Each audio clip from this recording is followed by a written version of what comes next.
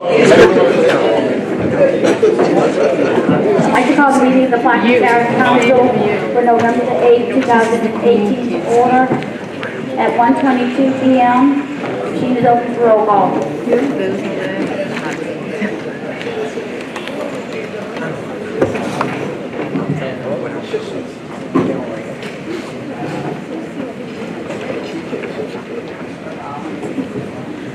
Nope.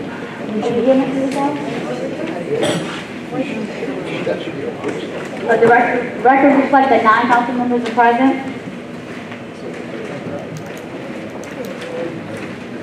Ms. Barber, can we move to item 6A4, correct, Mr. Calvin? Yeah.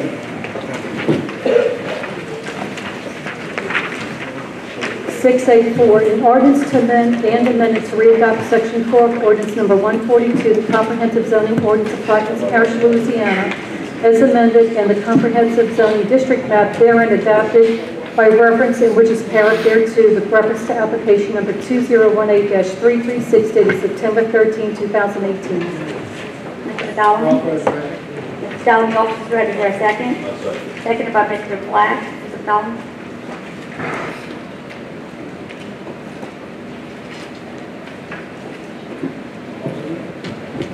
You have a gentleman who wants to speak? That's up to me. Thank you to the ladies and gentlemen of the Plaquemine Parish Council. My name is Dwayne Duclos. I'm here on behalf of Castleton Commodities International. I've had the pleasure of appearing before you on several occasions in the past to discuss the old AMAX facility, which my company, Castleton Commodities, purchased many years ago. And we've had quite a bit of success commercially with that property, developing a metal storage facility with the support and cooperation of the council. We're here today as the last, hopefully final step on a request to rezone a portion of that property in order to promote the development of an ethanol plant. We conducted a town hall at the Braithwaite Auditorium in an effort to address any of the concerns that any of the local property owners may have. We've also appeared before the Planning and Zoning Committee at the Bella Chase Library several weeks ago with successful results there. If there are any questions that you may have that we could follow up to answer for you, we're happy to do that. Otherwise, we are willing to let the council conduct their business. Thank you very much.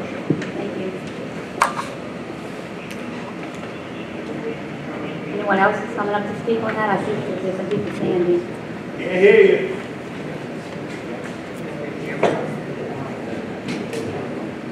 Would you like to speak, sir? Come to the mic, state your name and address.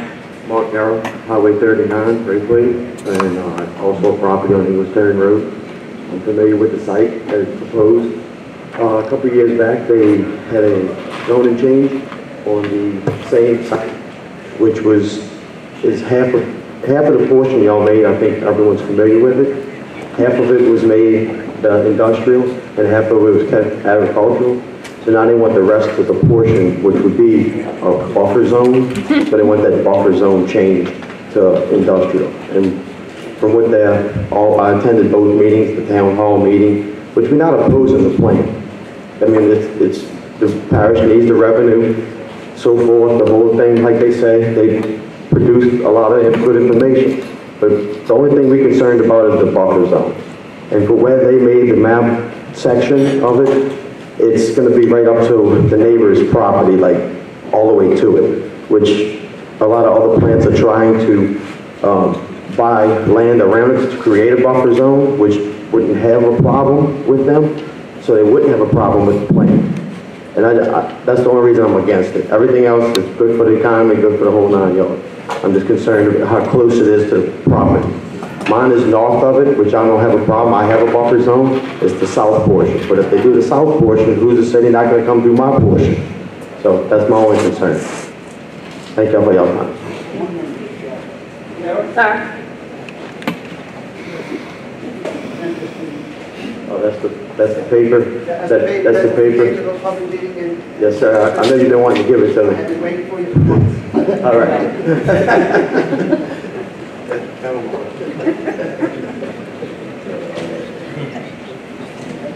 Hi, my name is Joshua Brockhouse, live at 3299 Highway 39. My property is directly catty-corner to the proposed rezoning piece of property.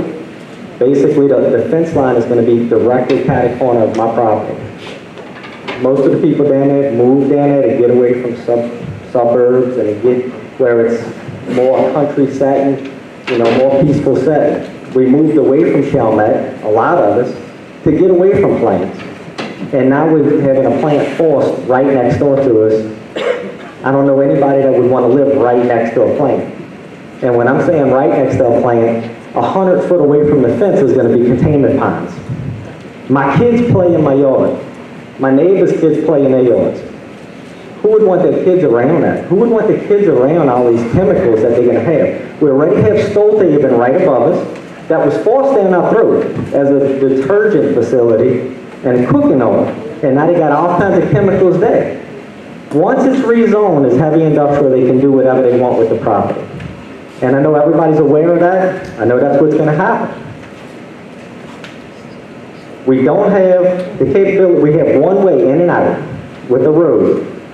You got a ferry for the other second way in and out, but the one way in and out is the road. We've already been trapped down there from chemical spills, from all kinds of different other crap from Stolthaven. And y'all want to put another plant right next to where we live. I don't understand it. I know it's about money. I know it's about income for the parish. When do the residents matter? When do residents matter? I would like everybody to really think about this. All we're looking for is a buffer zone. We're looking for us to have a safe area away from a chemical plant to where we're not going to be right up on top of what they're producing. That's all we're asking for. I don't think it's too much to ask for. Make them stay where they are. Make them stay on the area that's already contaminated from the last plant that they had there, which the land's contaminated. They can't do anything with it other than have another chemical plant. That's all I'm asking. I mean, nobody would want to live next to a plant. And, you know, you got all of your residents that are on the southern end of where this rezoning is looking to take place. 100%. Nobody wants it. You don't have a resident that wants it on the southern end of the property. I mean, that should tell y'all it's not something that your residents want. Thank you.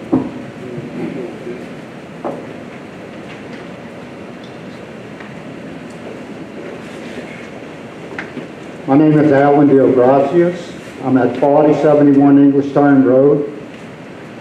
My home is probably right at 200 yards from the buffer zone where the plant's going to be. Probably can speak for 95% of the maybe the 10 properties that's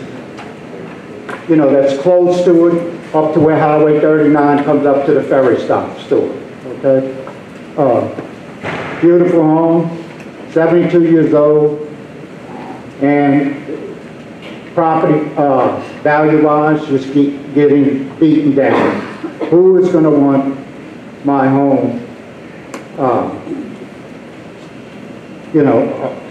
not against this plan at all. I worked at AMAX Nickel Refinery, not against it, but they always had a buffer zone. And, I feel this way.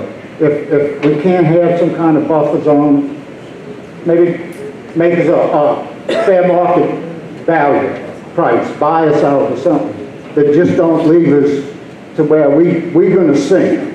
I'm for the parish. I've been living in the parish 40-something years, okay? And I know the parish needs the revenue, but you got to think about the immediate residents that's right there. That's going to be affected deeply. That's all I got to say. Thank you.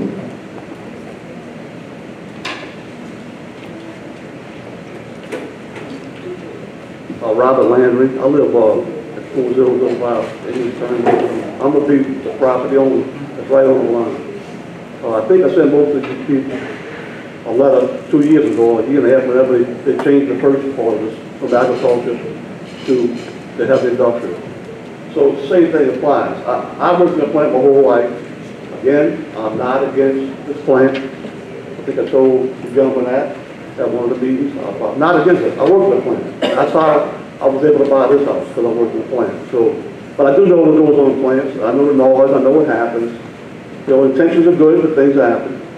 I worked in Melrose plant, and unfortunately, they had residents up to our property line. And I was in a high-ranking position in that company as a manager, and I had to go respond to the people when we had an incident or something happened, a lot of noise. So I was not going to do it and have to talk to people.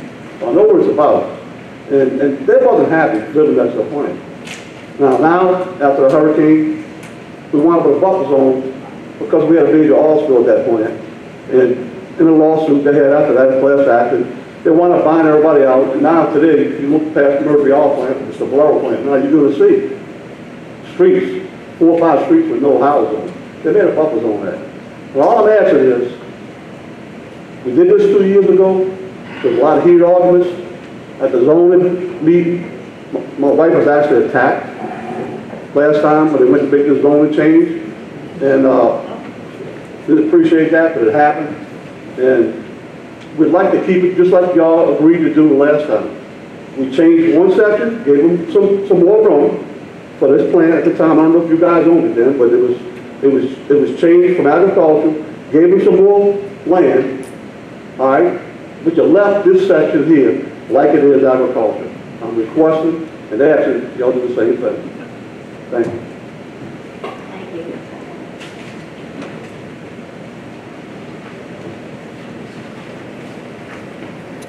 Mr. Mitra, the zoning board approved this? Yes, ma'am. Yes, it was And they had all the unanimous. same concerns? Yes. And there's no buffer zone at all in the plans?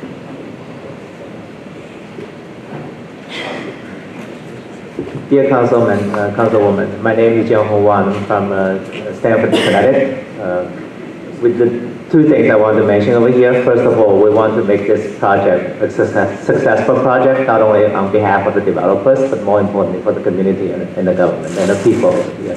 So we will do our best to work with the communities, as we have already shown, like having a town hall meeting, having, talking to the zoning commission people, talking to people, understanding their concerns and try to address them. And secondly, I think, the project got to be successful in the sense that it's most competitive among the methanol producers around the world. And from that perspective, I think the current design we still need a forestry in between the site and the plant design and the residential community over there. How much of that room we have, I don't know right now, because we do have some limitations in terms of engineering design. As you might know, the land we have on top, we currently employ a total of about 40 people running the Metals Wells House with a lot of support from the council, making it a foreign trade zone, very, very successful. And in the bottom half of it, we also want to make a very competitive methanol producing plant, best technology available to produce least amount of emission to the community. Thank you. Thank you. Any questions or comments? Oh. You can't come back to the mic, sir, I'm sorry. Ms. Rose, what was the vote on the Unanimous. unanimous? Sorry. Yes, sir. It was a vote of 9 yes and 2 were absent.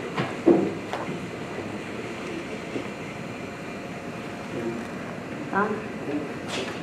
Don Dashiell, 8603 Highway 39, Braithwaite, Louisiana. We need this plant, no 2 ways about it. Thing I want to do is ask this gentleman here that those people that get infringed upon, would you be able to buy them up?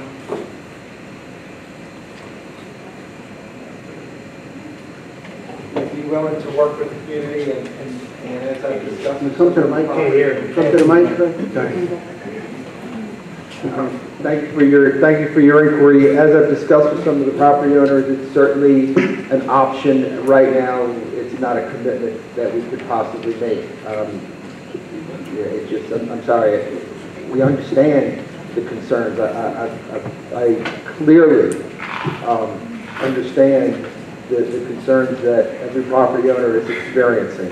But at this moment, I'm not going to say it could not be an option, but there's no way that I could make that commitment on behalf of CCI or our investors at this time. I'm sorry, it's just not possible. And my comment on that is that these people's property values will fall, and that a buffer zone of some sort should be arranged before we make any rash decisions. But it'd have to be between you all and them to make sure that they're satisfied also. That's my comment. Thank you. Mr. Russo? The issue of the buffer zone, do you have an idea of how much it is? If he says he doesn't know how much it is, do you have an idea what the wooded area would be? Thank you, Councilman. Two points. One is that we specifically designed the plant so that the heavier equipment part, like the reactors, will be towards the middle of the land so that it has least amount of interference to the community. And secondly, like, you know, the ponds that we have sort of closer to the communities, those are like rainwater, stormwater storage, and also some really like what we call wastewater, but it's like the cleanest water that could be released subject to the government standard, released to the river. It's not like the dirty ponds people would imagine. So that's one point I want to make. And second point, to answer your question, if I recall correctly, the design we have right now still leaves some room, like forests, as it currently is, between the community and the site. If I recall correct, I'll get back to the engineer's design and get back to the question on that. But I think it's somewhere around 50, 100 feet, something like that.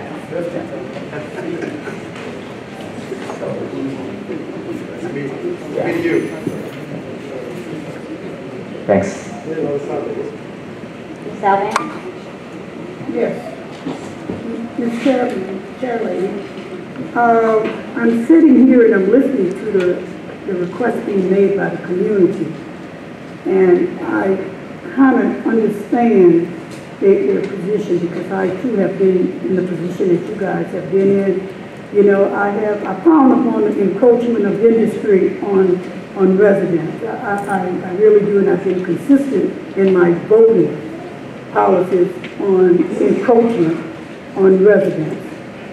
I have a big problem with that. So, and I usually side with the community, because I allow the residents, that's what we work for. We are here to protect the residents. And I understand that the economy, how with these industries will, how they will stimulate the economy. But I think the main concern we have to begin at, people, the livelihood of our residents. And I'm not accustomed to being contrary to the district rep, but on this issue, I will tend to lean toward the residents. If these gentlemen have not given me any assurance that they will do a buffer zone that will protect these folks, or even consider a buyout. So I would not be supporting this legislation, because I usually follow the residents' request. Mr. Juneau? Yes. I got to go along with the residents also. I cannot go with this vote until I hear someone say, yes, we're going to buy you out, or yes, we're going to put a buffer zone. Thank you. Is this a pertinent issue? It's not something that we can defer and come back and y'all can instill a buffer zone and to ensure these residents that they're going to have some kind of protection? Because it appears none of them are against the industry itself. They just want to protect their home and their you know, their quality of life.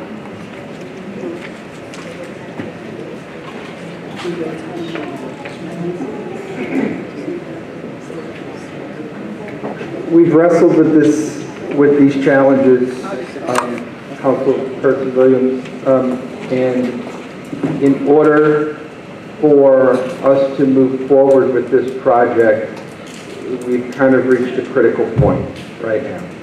So to delay, any delay in the rezoning delays the entire project, which could have 2 weeks. I'm just trying to ensure that, you know, these residents have some sense of, well, Marky, I'm sorry. We, as far as the design of the plant goes, our engineering team, our design team have tried to take the most industrial of the equipment and move it into the center of the property. As I understand it, we've reserved 50 to 100 feet of the south end of the property that will remain forested lands immediately north of that southern forested strip, if you will, as my colleague has described, would be the wastewater retention ponds. I just don't know if the property has enough space to contemplate any other design. A buffer zone, I don't, what do we mean by a buffer zone? We need natural, unadulterated, real property to be considered a buffer zone, then I'm not in a position to say that the design could be changed in order to provide that. I know that with respect to any of the commercial activity, the property has been designed with the idea in mind to try and keep that as far away from the edges of the property, from the property lines as possible. Which is approximately how far? Well, if we look at the forested land and then the depth of the retention ponds, as I understand it, we're looking at 50 to 100 feet of forest that remains with a 1,000-foot depth of the retention ponds. So that gets you about 1,100 feet, 350 yards. I mean, that's the best that I can tell you right now. Any other questions or comments?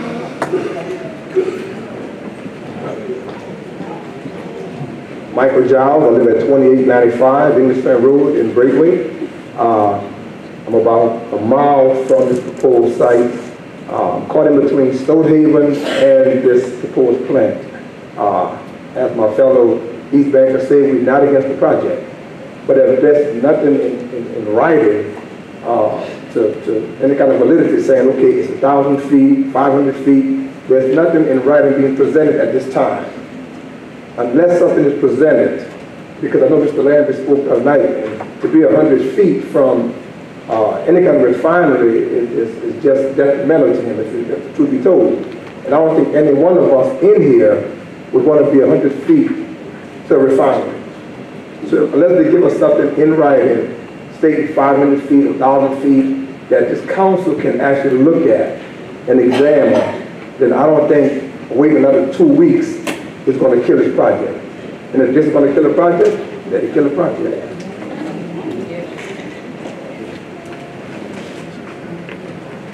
Any other questions or comments from the audience? Are you talking to the mic, sir?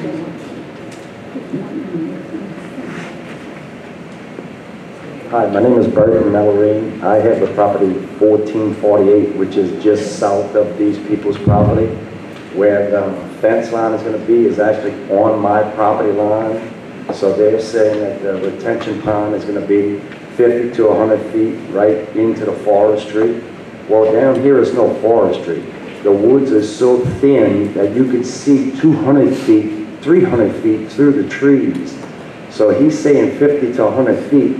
Now, a retention pond is something that accumulates all the water from that property. So therefore, if there's any kind of chemical spills of any kind, it's going to be ran into this pond where it's going to settle. So therefore, over the years, it's going to, what is it going to do to the bottom? It's going to settle into the bottom, all of this contamination. So my question is, he's saying that 50 to 100 feet is enough. No, it's not enough. I mean, if you had a home or property, the width of this building from a retaining pond that held that kind of water and that kind of debris in it, would you feel safe or happy to be next to it? I mean, 100 feet, you're seeing 50 to 100 feet. Sorry, it's not a Q&A. Can you just state your Yeah, no, it's just, you can have a sidewalk 50 to 150 feet. 50 to 150 feet is the size of this building, 50 to 100 feet.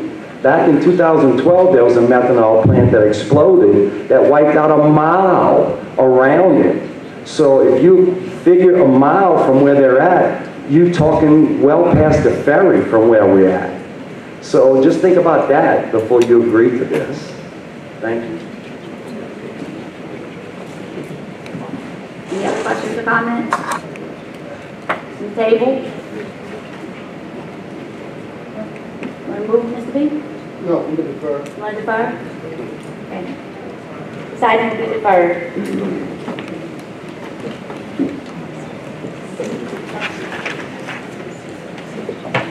You want to defer 6G, the denial as well? Yes. Okay, at this time, I'm going to list the deferrals and withdrawals in case anyone's sitting in the audience for a particular item. The following items will be deferred. 6A4, 6B, 6E, 6N, O, P, Q, and R, N through R.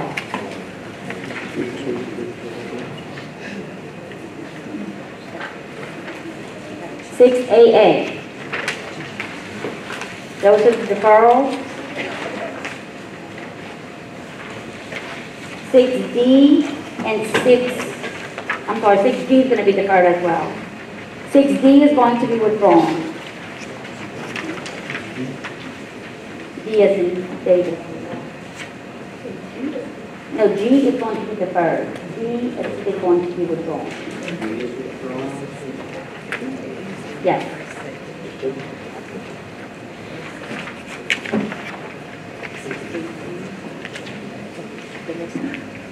We can move right back to the agenda in order. There is no executive session, there are no proclamations. 1C, status report by the parish president. President Cormier.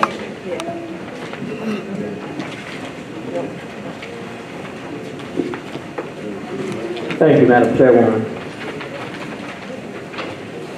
Status report, October 27th through November 8th. On October 27th, there was a first responder appreciation celebration. We take for granted many times all of our first responders. I was happy to see Mr. Merritt was awarded as one of our firemen down in Buford Venice Award, as well as some of our other first responders. I'm also proud to announce that I approved and want to thank the council for finally appropriating the money. I approved the bid specifications to purchase 2 new ambulances for our parish. The ambulance service is one of the things that it's just added to service. And Plaquemines Parish government is the entity that has the privilege and both the duty to provide those services. And that's what our residents pay taxes for, and we do our best to deliver those services. So we look forward, we hope to have a good number of bids, and at the appropriate time to open those bids and have 2 new ambulances with which to serve our people.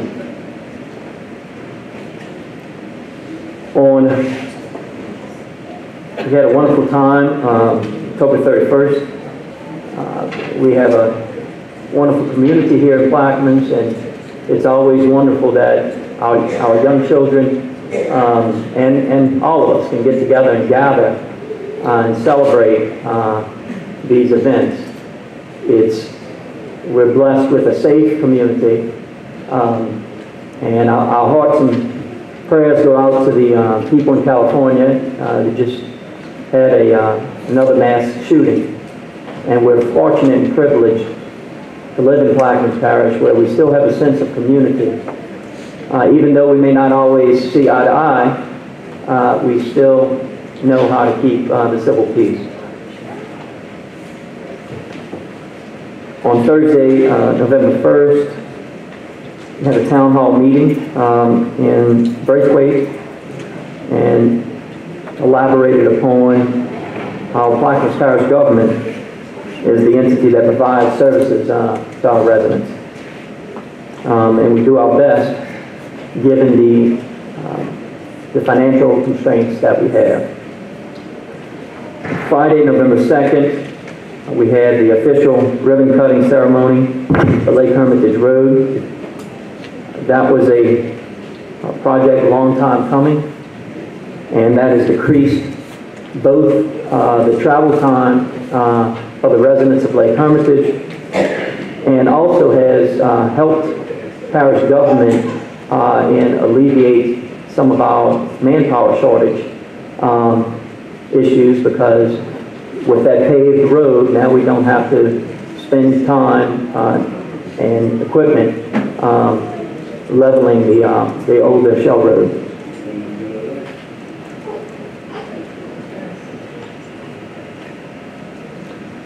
On Monday, November 5th, had a meeting with Daybrook Fisheries executives. The executive from Daybrook, as many of you know, the company Oceania, it's a South African company. They purchased Daybrook Fisheries, and they employ many of our parish residents. That all too important commercial seafood industry that puts the bread on the table and the fish on the table for many of our residents. We met to discuss the potential impacts of the Mid-Barataria proposed diversion on their industry.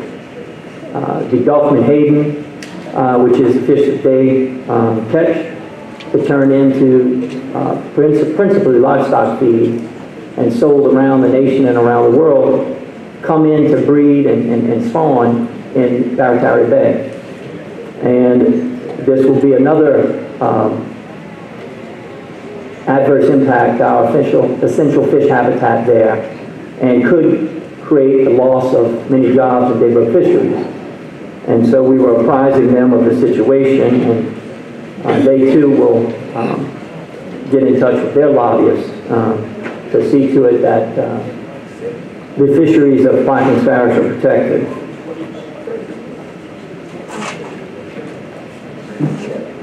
Also, during the week, we told the engineering department to go ahead and advertise for the pavilion.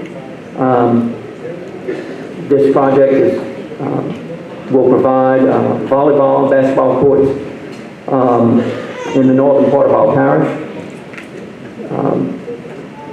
It will improve that facility and also be available for other users. Look forward to those improvements. There's the old adage, a healthy mind and a healthy body, and this will definitely be another upgrade for our recreational program, which again is provided by Plaquemines Parish government. Also signed a cooperative endeavor agreement in conjunction with the 25th Judicial District Court. This is the drug court program. One of the issues that go, unfortunately, along with unemployment all too often are social ills, such as the problem we have with controlled dangerous substances in our community. Drug court, as a practicing attorney in Plaquemines Parish and elsewhere, I've seen the benefits of drug court to many people. It's a medical condition, and I think drug court is a great program because it separates the legal issue and it treats the more substantive issue, which is the health issue, the addiction to drugs. So we were proud to sign that. That's a project that is principally paid for by the Louisiana Supreme Court and the state.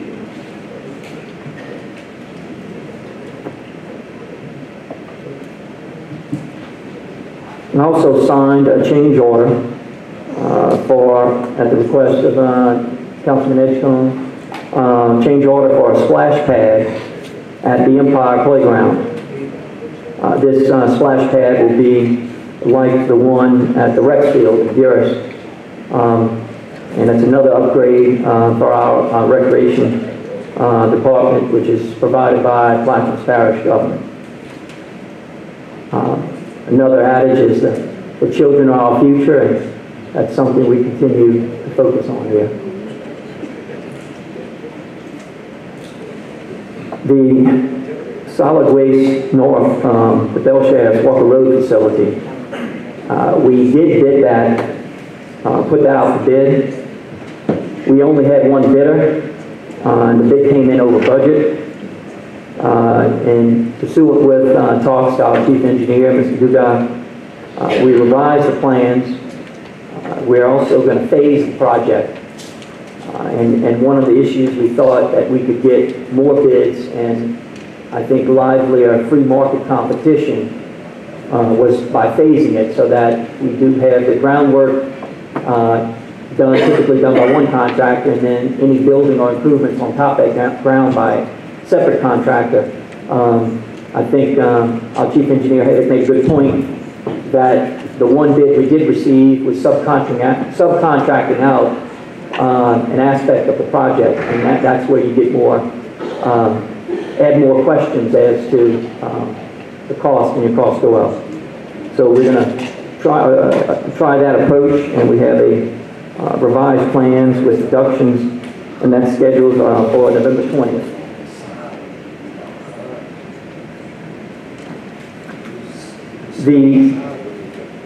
For the Belle Chase Water Treatment Plant expansion that will also serve the West Bank, we held a pre-bid meeting on October 11th. The bid opening is scheduled November 13th, so in the not too distant future. Looking forward to seeing that. And last but not least, for the East Bank, the Scarsdale Pump Station Hazard Mitigation Project. We just, I think, introduced an ordinance today. We are requesting a match of $250,000 to match the FEMA monies. This is pursuant to an Hurricane Isaac PW. The cost of the total project is over $9 million.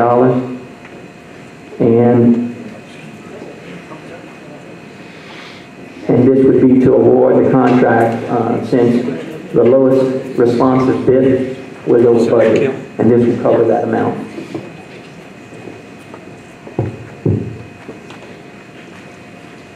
And with that, Chairwoman Williams, I tend to contact. Thank you. Mr. Black, you had... Yeah, thank you, Ms. Chairwoman. As you know, I've been a pretty big proponent of consolidation of fire EMS. I still am.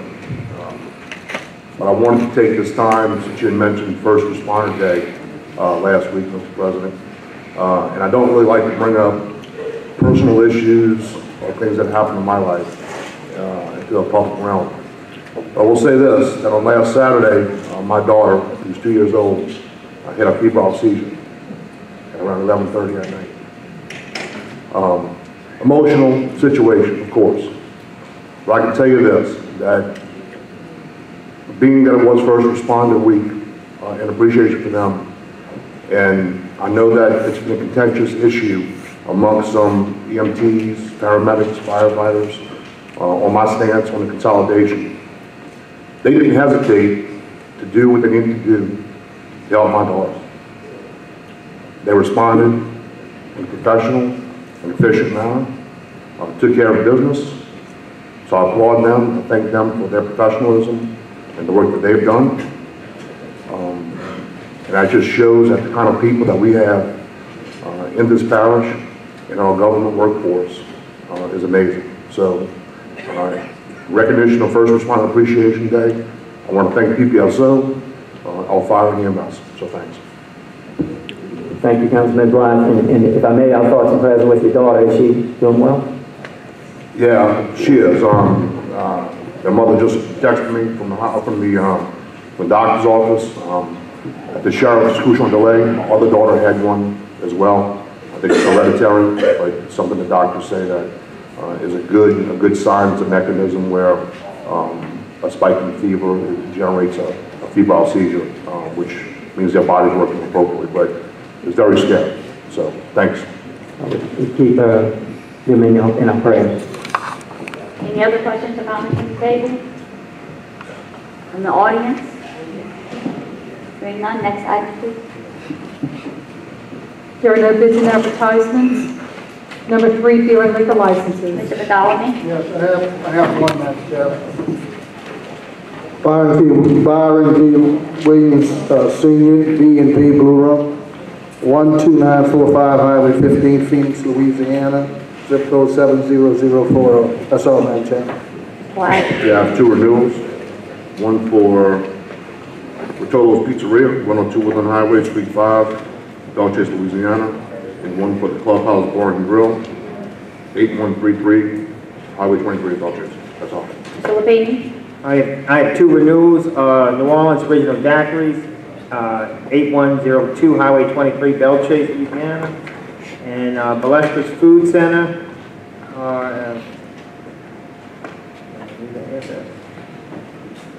I'm sorry, 7902 Highway 23, Belchase. Mr. Juneau? Yes, I have 3. Circle K, number 562, 9144 Highway 23, Belchase. Maria's Restaurant, LLC, 8475 Highway 23, Belchase, Louisiana. Little G's Cajun Restaurant, 9338 Highway 23, Belchase, Louisiana. I have 8. Baju Club Bar and Grill, 42866 Highway 23, Venice. Black Velvet Oyster Bar and Grill, 105 Edward Lane, Paris. Cypress Cove Marina, 235 Cypress Cove Road, Venice. Cypress Cove Grill, LLC, 226 Cypress Cove Road, Venice. LZ Marine and Hardware, 42991 Highway 23, Venice. Happy Land, 35949 Highway 11, Paris. Venice Marina, 237 Sports Marina Road, Venice.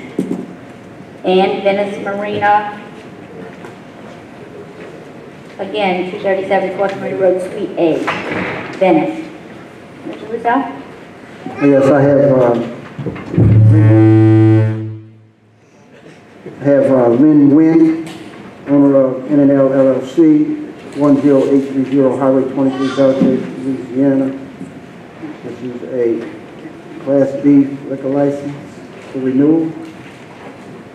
I have James F. Gasket Jr. for State Oil Fuel, Tenant Incorporated. This also is a renewal for a Class A liquor license. I have another James F. Gasket Jr. for State Oil Fuel Incorporated. This is a Class D liquor license. And this is a renewal. And I have ASVG and Associates Incorporated, commonly known as Dave's Beverage. And this also is a Class B. Mr. Burke? One, Penny Gas Station LLC, 12753 Highway 23, Belchase, Louisiana. Ms. Alvan? Yes, I have one. BNC Ventures, Inc., better known as Myrtle Grove Bar,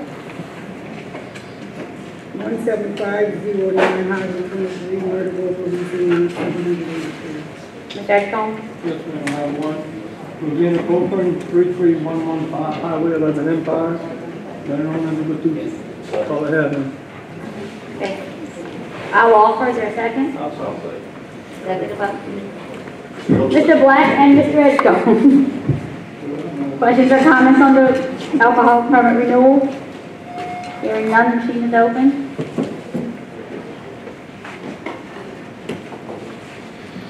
Renewal passed 9-0. Can we take the construction permits in Globo? Is everyone okay with that? 481, Hillcore Energy Company, application number 2018-723 dated October 23, 2018. Install 4-inch flow line, Zinzin Bay Area, Councilmember Williams. And number 2, Shell Pipeline Company, application number 2018-730, dated October 25, 2018. Repair 5 anomalies on the Delta Empire 16-inch pipeline and one of the anomalies on the WC 16536.39 was repaired under emergency authorization, Quarantine Bay Area, Councilmember Bartholomew.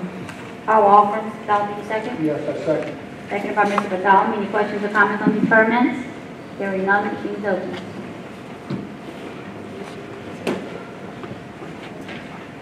Legislation passes 8-0 with an exemption from District 2. Next item. The Cajun Oaks Park T&L Land Ventures LLC conditional approval for 10 additional trailer park spaces. Joy Lane, Belle Chase, Louisiana, Councilmember Russo. Russo? This is a trailer park that is in court order, and we are trying to work through the details, and I'd like for the permit or zoning department to just elaborate, because this is a conditional approval and not final approval, and they can go ahead and explain where we're at with this particular court ordered trailer park.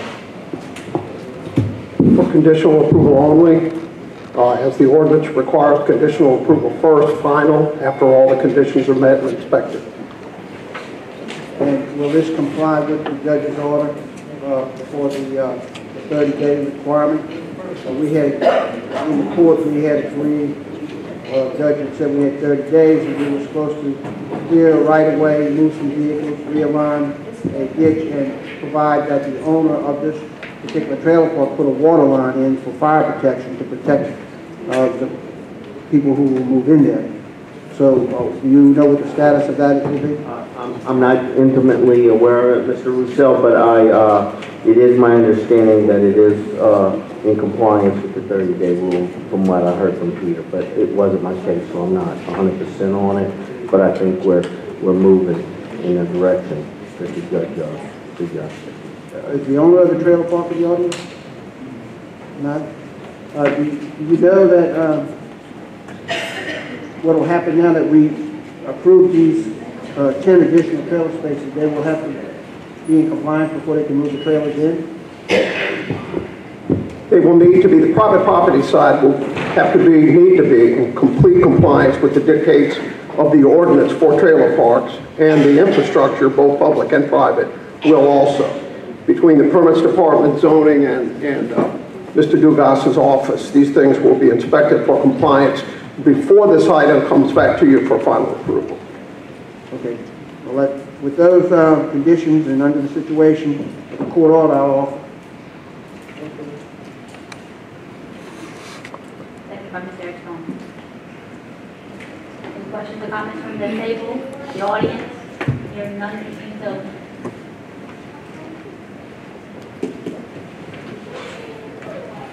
Legislation passes 9-0. Next item, please. 6A1, an ordinance to amend and... Introduction. Oh, I'm sorry. Introductions of You want ordinances. to I'm just trying to move this right along. Introduction of ordinances and resolutions.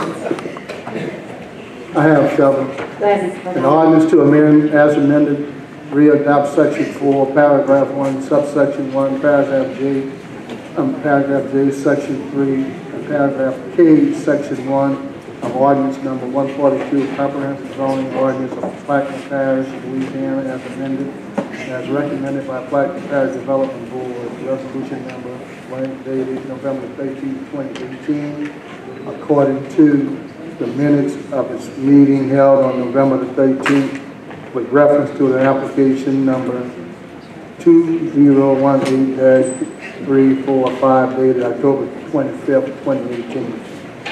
And a resolution denying the proposed text amendment application number 2018-345 dated October 11, 2018, as recommended by Plaquemine Parish Development Board by resolution number blank dated November 13, 2018. An ordinance to amend the 5-year capital improvement plan to repair Scarsdale Pump Station project and otherwise to provide respect thereto. That's all I have, Madam Chair. Black? I have one. An ordinance approving a plan of re-subdivision of lot 10A, Belchage, Section B, Plaquemines Parish, Louisiana, into lots 10C and 10D, Galley Division, Section 2, T14S, R24E, Belchage, Plaquemines Parish, Louisiana, and shown on the plan of re-subdivision by Dupran Surveying and Engineering Incorporated, dated September 10th, 2018, and the owner having fulfilled all of the requirements of the subdivision, re-subdivision ordinance of the Parish of Plaquemines without cost of the Parish of Plaquemines government or the Parish of Plaquemines, and otherwise without request to this office. Mr. Levine? You said you know? I have one double. A resolution approving the requested variance of Sandra Gongray for a rear yard setback requirement from 25 foot to 2.2 foot for the property designated as Lot 6 and 7 of Square 29 of Belchester Town Site, 205 Broad Street, Belchester, Louisiana, Section 9, Township 14 South, Range 25 East, all in accordance with application number 2018-349, dated October 15, 2018. And then this is just a repeat, a resolution denying the request variance of Sandra Gongray for a rear yard setback requirement from 25 feet to 2.2 feet for the property designated for Lot 6 and 7 of Square 29 of Belchester Town Site, 205 Broad Street, Belchester, Louisiana, Section 9, Township 14, South Range 25 East, all in accordance with application number 2018-349, dated October 15, 2018. Thank you. The ordinance to amend the 5-year capital improvement plan repairs Bureau wastewater treatment plant project and otherwise provide with respect thereto. An ordinance to amend the 5-year capital improvement plan LDEQ compliance project and otherwise provide with respect thereto. An ordinance to amend and amend to readopt Section 4 of Ordinance Number 142, the Comprehensive Zoning Ordinance of Plaquemines Parish, Louisiana, as amended in the Comprehensive Zoning District Map herein adopted by reference, and which is parish thereto, with reference to application number 2018346, dated August 30th, 2018. A resolution denying the requested map change filed by Redfish Factory LLC from A2 Rural Agricultural Zoning District to MH Mobile Home Zoning District for the property designated as Lot 16 of La Luche Sewage Subdivision, Triumph, Plaquemines Parish, Louisiana, Section 1, Township 20 South, Range 30 East, all in accordance with application number 2018-346, dated August 30, 2018. In ordinance approving a plan of re-subdivision of lots A-1, A-2, and part of A-3, Turlet Subdivision, Venice, Plaquemines Parish, Louisiana, as shown on the plan and plat of survey by Dupre Surveying and Engineering Inc., dated July 19, 2018. The owner having fulfilled all of the requirements of the subdivision and re-subdivision ordinance of the Parish of Plaquemines without cost to the Plaquemines Parish government or the Parish of Plaquemines, otherwise filed with respect thereto. Mr. Russo? Yes, a resolution to elect the chairman of the Plaquemines Parish Council for the year 2019, otherwise provide with respect thereto. A resolution to elect the vice chairman of the Plaquemines Parish Council for the 2019, otherwise provide with respect thereto. And a resolution appointing the members of the Audit Committee of the Plaquemines Parish Council for 2019 pursuant to Section 7.08 of Article 7 of the Charter for Local Self-Government Plaquemines Parish, and otherwise provide with respect thereto. Ms. Byrd? None. Ms. Alvin? Yes, I have one.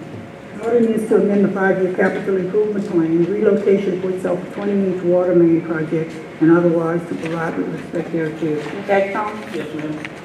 An ordinance approving a plan of re-subdivision of Tract B-1 Gulf Credit Corporation Division, Naomi, Parish of Plaquemines, into lots B1-A, B1-B, and B1-C. Gulf Credit Corporation Division, Naomi, Plaquemines Parish, Louisiana. As shown on the plans and plat of survey by Dufresne Surveying and Engineering, Inc., dated August 15, 2018. The owner having fulfilled all the requirements of the subdivision and re-subdivision ordinance of the Parish of Plaquemines without cost of Plaquemines Parish government or the Parish of Plaquemines, and otherwise provide with respect thereto. Thank you.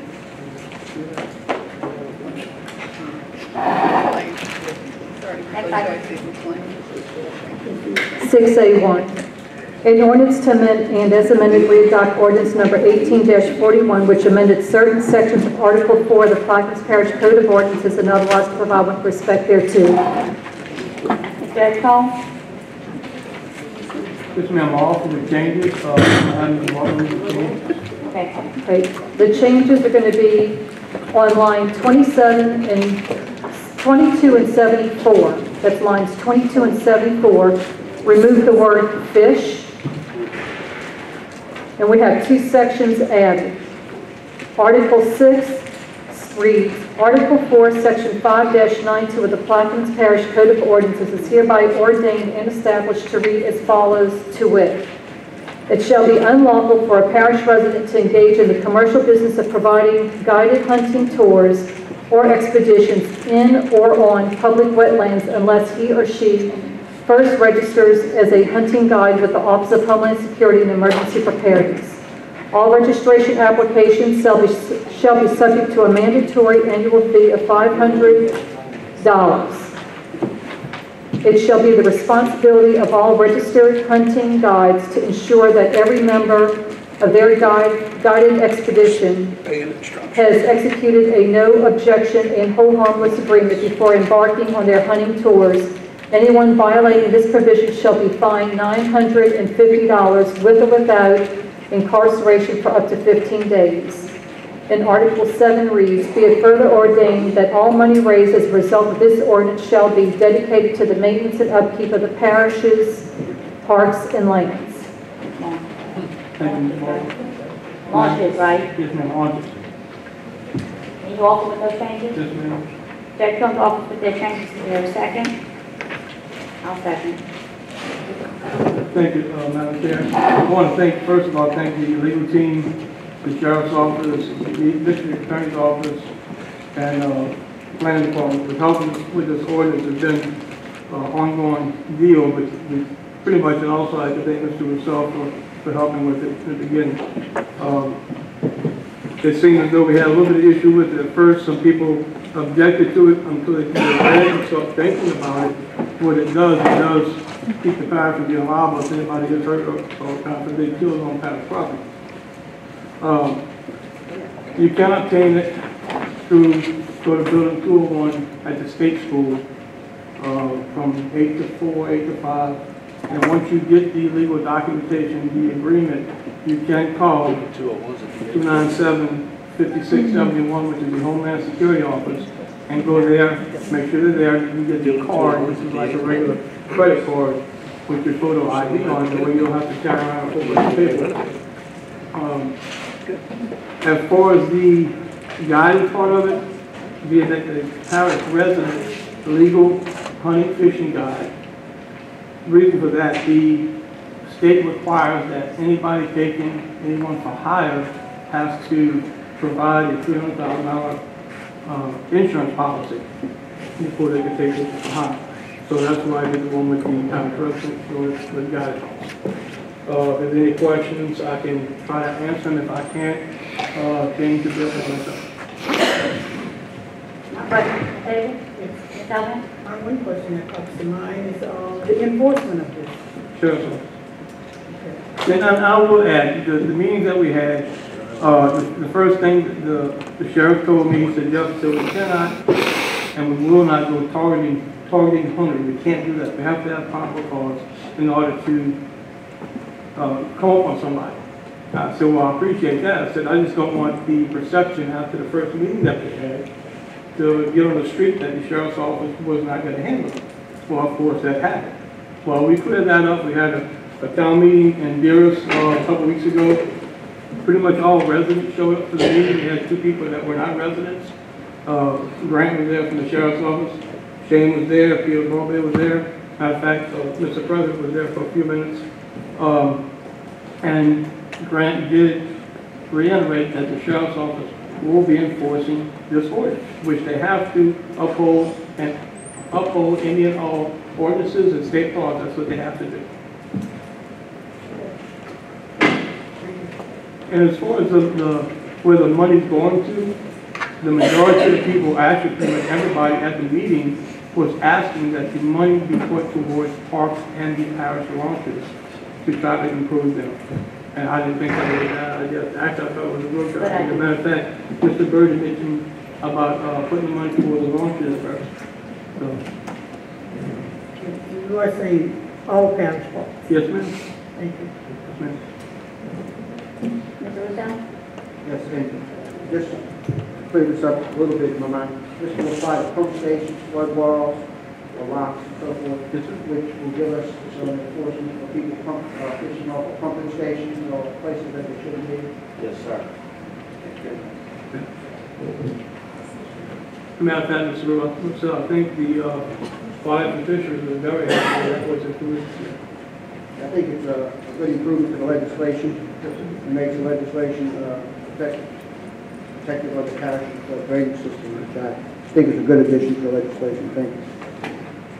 Any other questions from the table? I just want to commend Ms. Edcombe. I think you did a great job on following through with that legislation. It's been hacked, and I appreciate Mr. Russo helping with it, the legal team, the sheriff's office has been, I mean, every time I call them, they would answer the phone and got together with me and all of the district attorney. You're going to work well effort because it's definitely needed. Thank you, ma'am. Any questions or comments from the audience? Yes, sir. Mr. Russo? Mr. Edgecombe, which building was that? 381. I think that's the wrong building. Building 100. Where are they getting from the administration building? That's what they're getting? Yes. Building 100 is where you can obtain those agreements. Okay. Thank you. Any other comments from the audience? Yes, good afternoon. Richard Fisher here representing the Louisiana Charter Boat Association. Our constituents in Plaquemines Parish have been very concerned about this ordinance, and we'd like to speak in favor of the amendments that have been brought up here today to remove fishing from the ordinance. You know, a lot of tourism dollars come here to Plaquemines Parish from fishing, charter fishing, and this ordinance would have, the way that it was written, at least to the way we believe that it was written, would have basically forced the customers of these charter captains, as well as all private recreational anglers, to pay either $50 or $250 to come here and fish, spend their hard-earned money to come here and fish. So we're very pleased that y'all chose to go ahead and, or will choose to go ahead and hopefully remove fishing from the ordinance when y'all vote on it here in a few minutes. And just hope y'all choose to vote in favor of those amendments. Thank y'all very much. Thank you. Hey, while you're here, can you do us a favor? On behalf of the charter fishermen, since we're helping you guys out, do us a favor and give a proponent of every fisherman, charter fisherman, have an occupational license in Plaquemines. We've had some issues with that of the past. We just want to make sure that that's taken care of. We've had some meetings with the sheriff's office. It's off topic a little bit. I just want to make sure that we're all doing what we need to do. Sure. My name is Ben Weber. I'm the Executive Director of the Louisiana Charter Boat Association. We work very closely with the Wildlife Department to bring about an enforcement on the front end of distributing licenses. They've recently undertaken a process where to secure your license, you have to provide not only your U.S. Coast Guard certification, but also your liability policy in effect to even have your license issued. We would love to be informed of any issues that y'all are having with unlicensed operators down here. It's a detriment to the industry. It undercuts the local economy. It creates a lot of safety issues whenever you run into someone who's operating unlicensed and illegally. It's something that we take very seriously in our role as promoting professionalism in the industry here. So if there's any specific conversations that anyone on the council here in the parish level would like to have about what we could do to further sort of watchdog that and make sure that it's not happening, that's what we're here for. So. Thanks. I just bring it up. I know it's a little bit off topic, but if anybody wants to take it offline. I think you're referring to a fishing license from Wildlife and Fisheries. You're referring to an occupational license to run a business in the parish. Oh, yeah. Excuse me for misunderstanding that. Yeah, I'd love to talk to you more about that, what kind of situations y'all run into. Okay. Yeah, I'm not spearheading that. I just, I brought it up because I've been involved in a bunch of meetings with some other charter captains who reside in Plaquemines Parish and some council members who have expressed some concern with folks who operate outside or work inside of Plaquemines and don't have an occupational license. Yeah, we've actually run into some situations where folks come from other fisheries in the Gulf region and operate in the winter here because we have such a tremendous year-round fishery, and there's some current concerns about whether or not they're paying taxes on Right. revenue. And it's not big money, but it's just making sure everybody's on the same playing field and everything's fair. So thanks. You have our commitment to make sure we can do anything we can. Appreciate it. Thank you, Cal. Thank you. Any other questions or comments from the audience? Madam Chair, if you would, I just want to make one comment. Right now, we are checking into getting it online, and as soon as that does come available, we will get that out to the public. That's all good. Thank you. No further questions or comments? Machine is open.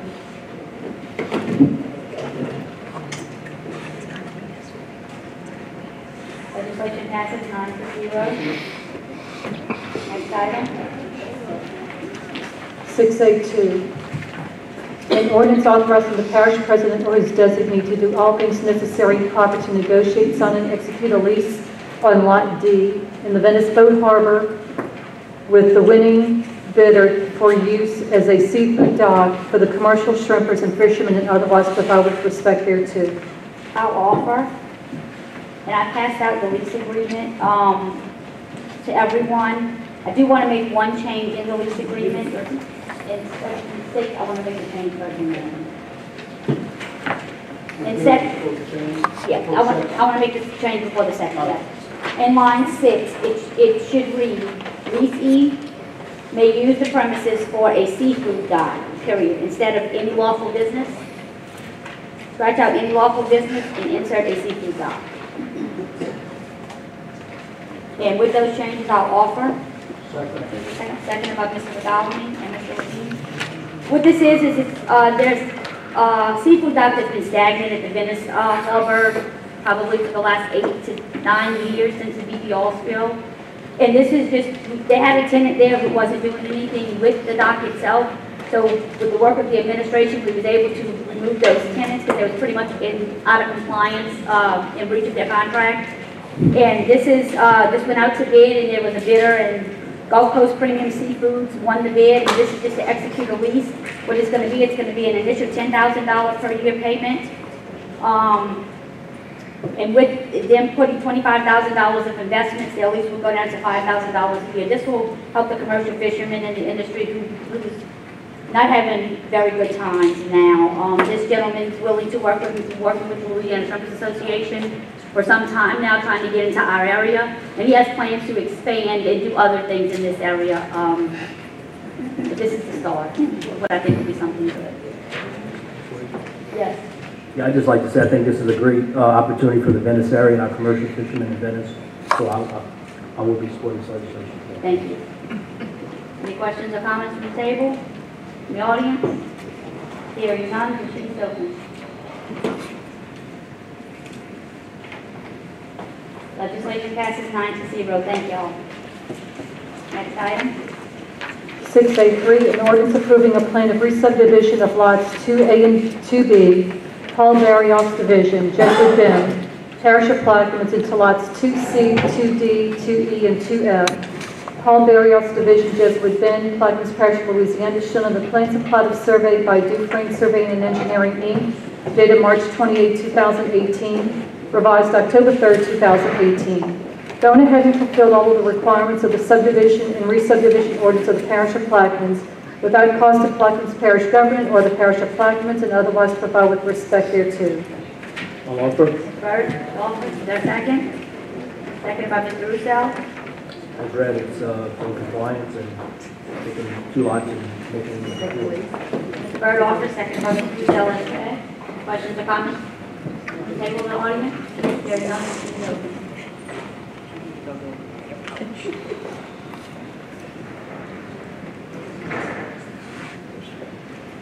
Subdivision passes 8-0. Ed comes away from the table. Next item. 685, an ordinance to amend and amended to readopt Section 4 of Ordinance Number 142, the Comprehensive Zoning Ordinance of Plaquemines Parish, Louisiana, as amended in the Comprehensive Zoning District Map therein adopted by reference and which is paragraph thereto with reference to application number 2018333, dated August 16, 2018. I'll offer. Is there a second? Seconded by Mr. Juneau. This is just a subdivision of property in front of additional trailers. on some existing property. They went in front of the zoning board and it was approved. Everything's in compliance, correct, Ms.? Yes, ma'am. Okay. Any other questions or comments? Hearing none, machine's open.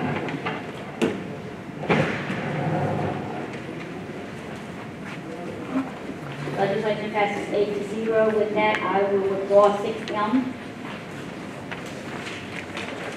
Next item. 686, an ordinance to amend and amended to re-adopt Section 4 of Ordinance Number 142, the Comprehensive Zoning Ordinance of Plaquemines Parish, Louisiana, as amended, and the Comprehensive Zoning District Map, therein adopted by reference and which is carried thereto with reference to application number 2018-332, dated May 16, 2018. Ms. Salvan? Ms.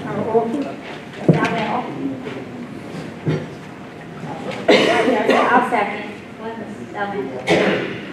Okay, what I would like to do with Ms. Anita's help is, I think we have some opposition on this particular legislation, but I would like to bring the property owner up first, and for him to establish himself and what his intent is with this legislation, and thereafter we would like folks that oppose and adhere to oppose the legislation for them to come up afterwards. And then we'll have a discussion on it after that. Okay, I just want everyone coming to the mic to be mindful. You have 5 minutes to come up and it's not a Q&A. You state your concerns with for or against the legislation. And you're not allowed to come back to the podium unless a council member asks you a question.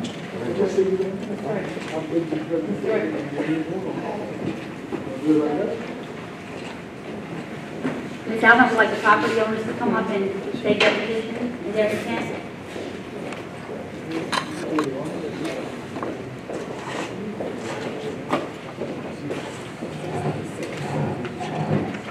Good evening, ladies and gentlemen. My name is Ren Reagan. We're here to find out if y'all will grant us permission to rezone a piece of family land that is on one side of the highway, is 900 foot and change long.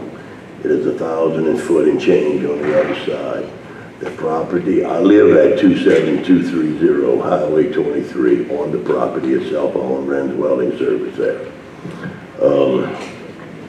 The property is zoned R1C, which means I have to build a house or a modular home. It's an estate, and we have family members that want to come home. My daughter, for one, or my grandchildren, and by being zoned R1C, they can't do that. The opposition next to us, our neighbors north of us, they're at A2. They have trailers on their property. It's the same length as our trailer, our property. They're calling it a trailer court. It's not a trailer court that we're trying to make. They have 4 trailers on their property. Does that make it a trailer court? Indeed not. They'll tell you that it's family. Exactly my point. That's what I want. Family. My daughter and my grandchildren. My stepson, my wife's son, may have to come home. What we're trying to do is lay a foundation with the parish to make the door open up easier for them in the event that they want to come home. They can. The property will be zoned so they can come home. With the property, we have a rental trailer on the property. One of the trailers that was purchased from the Plaquemines Parish shooting range from after Katrina. It's an old trailer. It's been there. That is a small rental trailer. We do have a rental trailer. However, what we want to propose is not for rental, it is for family. And with your gracious approval, I can put one trailer there. To put a second or a third trailer, I have to come before this very council and show y'all who, why, and where it'll be. So I can't up and do it on my own and undermine you guys.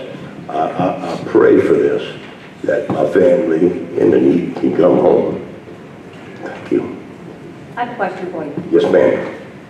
The property that you are trying to rezone, this legislation right here, is this the property from Highway 23 to the River Road? Yes, ma'am, it is. And how many trailers you said you have on there? One. You have one right now? One, yes, ma'am. And your neighbors have how many? 4.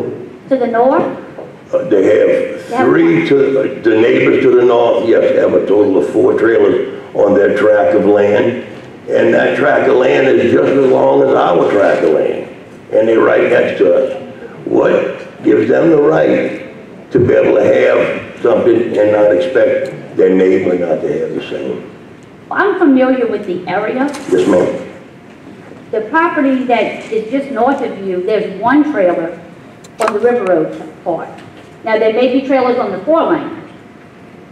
Yes, There's ma'am. one trailer just north of this property you're trying to rezone. On the River Road, yes, Yes. ma'am, but that tract of land runs to Highway 23. And there's one out at River Road, there's one right off of Highway 23, Correct. and there's one right behind it. That's 3 on that one side, ma'am. And then my trailer is on the other side of the highway, and the... Yeah, your welding shop is on the Yes, opposite ma'am. side of Highway 23. And then the 4th trailer would be that double wide right next to us. That's the 4th trailer. So you're looking to put another trailer on the drainage canal side of Highway 23? No, ma'am. The River Road, the river side? Yes, ma'am. A double wide? No, ma'am, a single wide. We're 48 foot wide. When we went before the zoning board, I explained to the zoning board that it was 48 foot wide, which would give me 6 foot from the property lines, a 10-foot driveway, a 16-foot trailer with a 4-foot yard. You don't have that much property there. Yes, ma'am, it's 48 foot.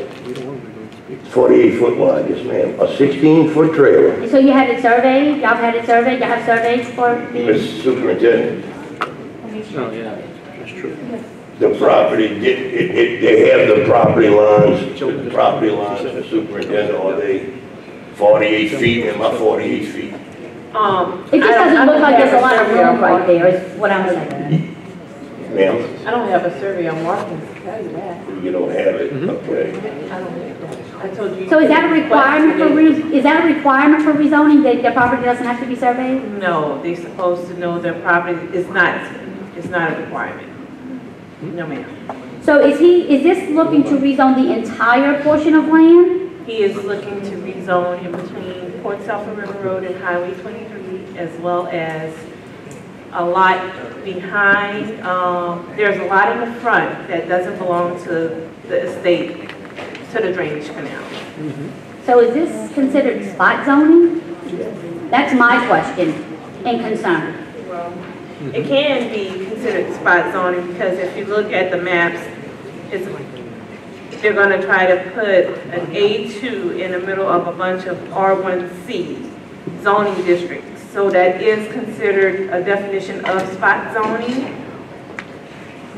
But is it A2 is right next to me, north of me is A2. There is a... Yeah, but that's one thing, I'm in it. Yes, What I'm trying to ma'am. say is, you're gonna have one tract of property with 2 different zones on it.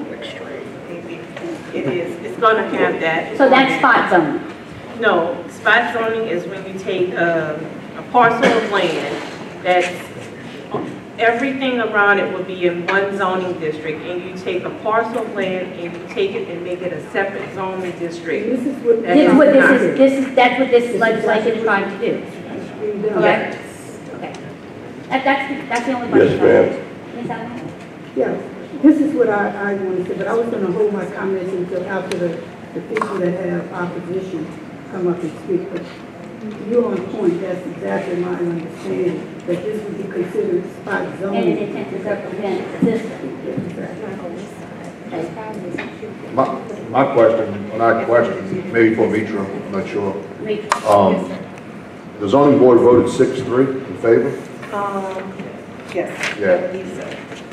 I'm not even sure why we have a zoning board. I mean, is that required by law? Because this is the second Yes, sir. thing we've seen. Yes. And I agree with you, Mr. Yeah. I agree with you wholeheartedly. For some reason, in my opinion, I think the zoning board is not doing their due diligence. And maybe that's the issue, yeah, I don't know. To be honest with you, they're not doing due diligence, because they should automatically at least consider the spot zoning. This comes before them meeting at time. Right. I don't disagree with you. And they usually pick up on spot zones. Yes, they do. But I'm not understanding that the property is so long.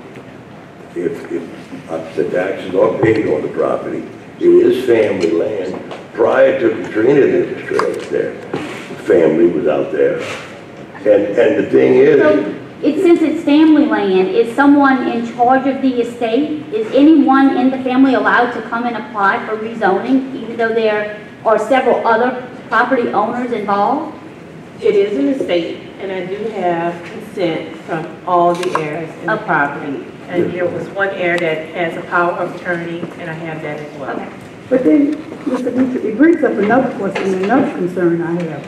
As far as 48 feet, I'm concerned about emergency access, ingress and egress of, if you put more than one trailer down the lane of a strip of property that's barely, you could easily encroach on the neighbor's property. You have an emergency at the middle, in the middle trailer.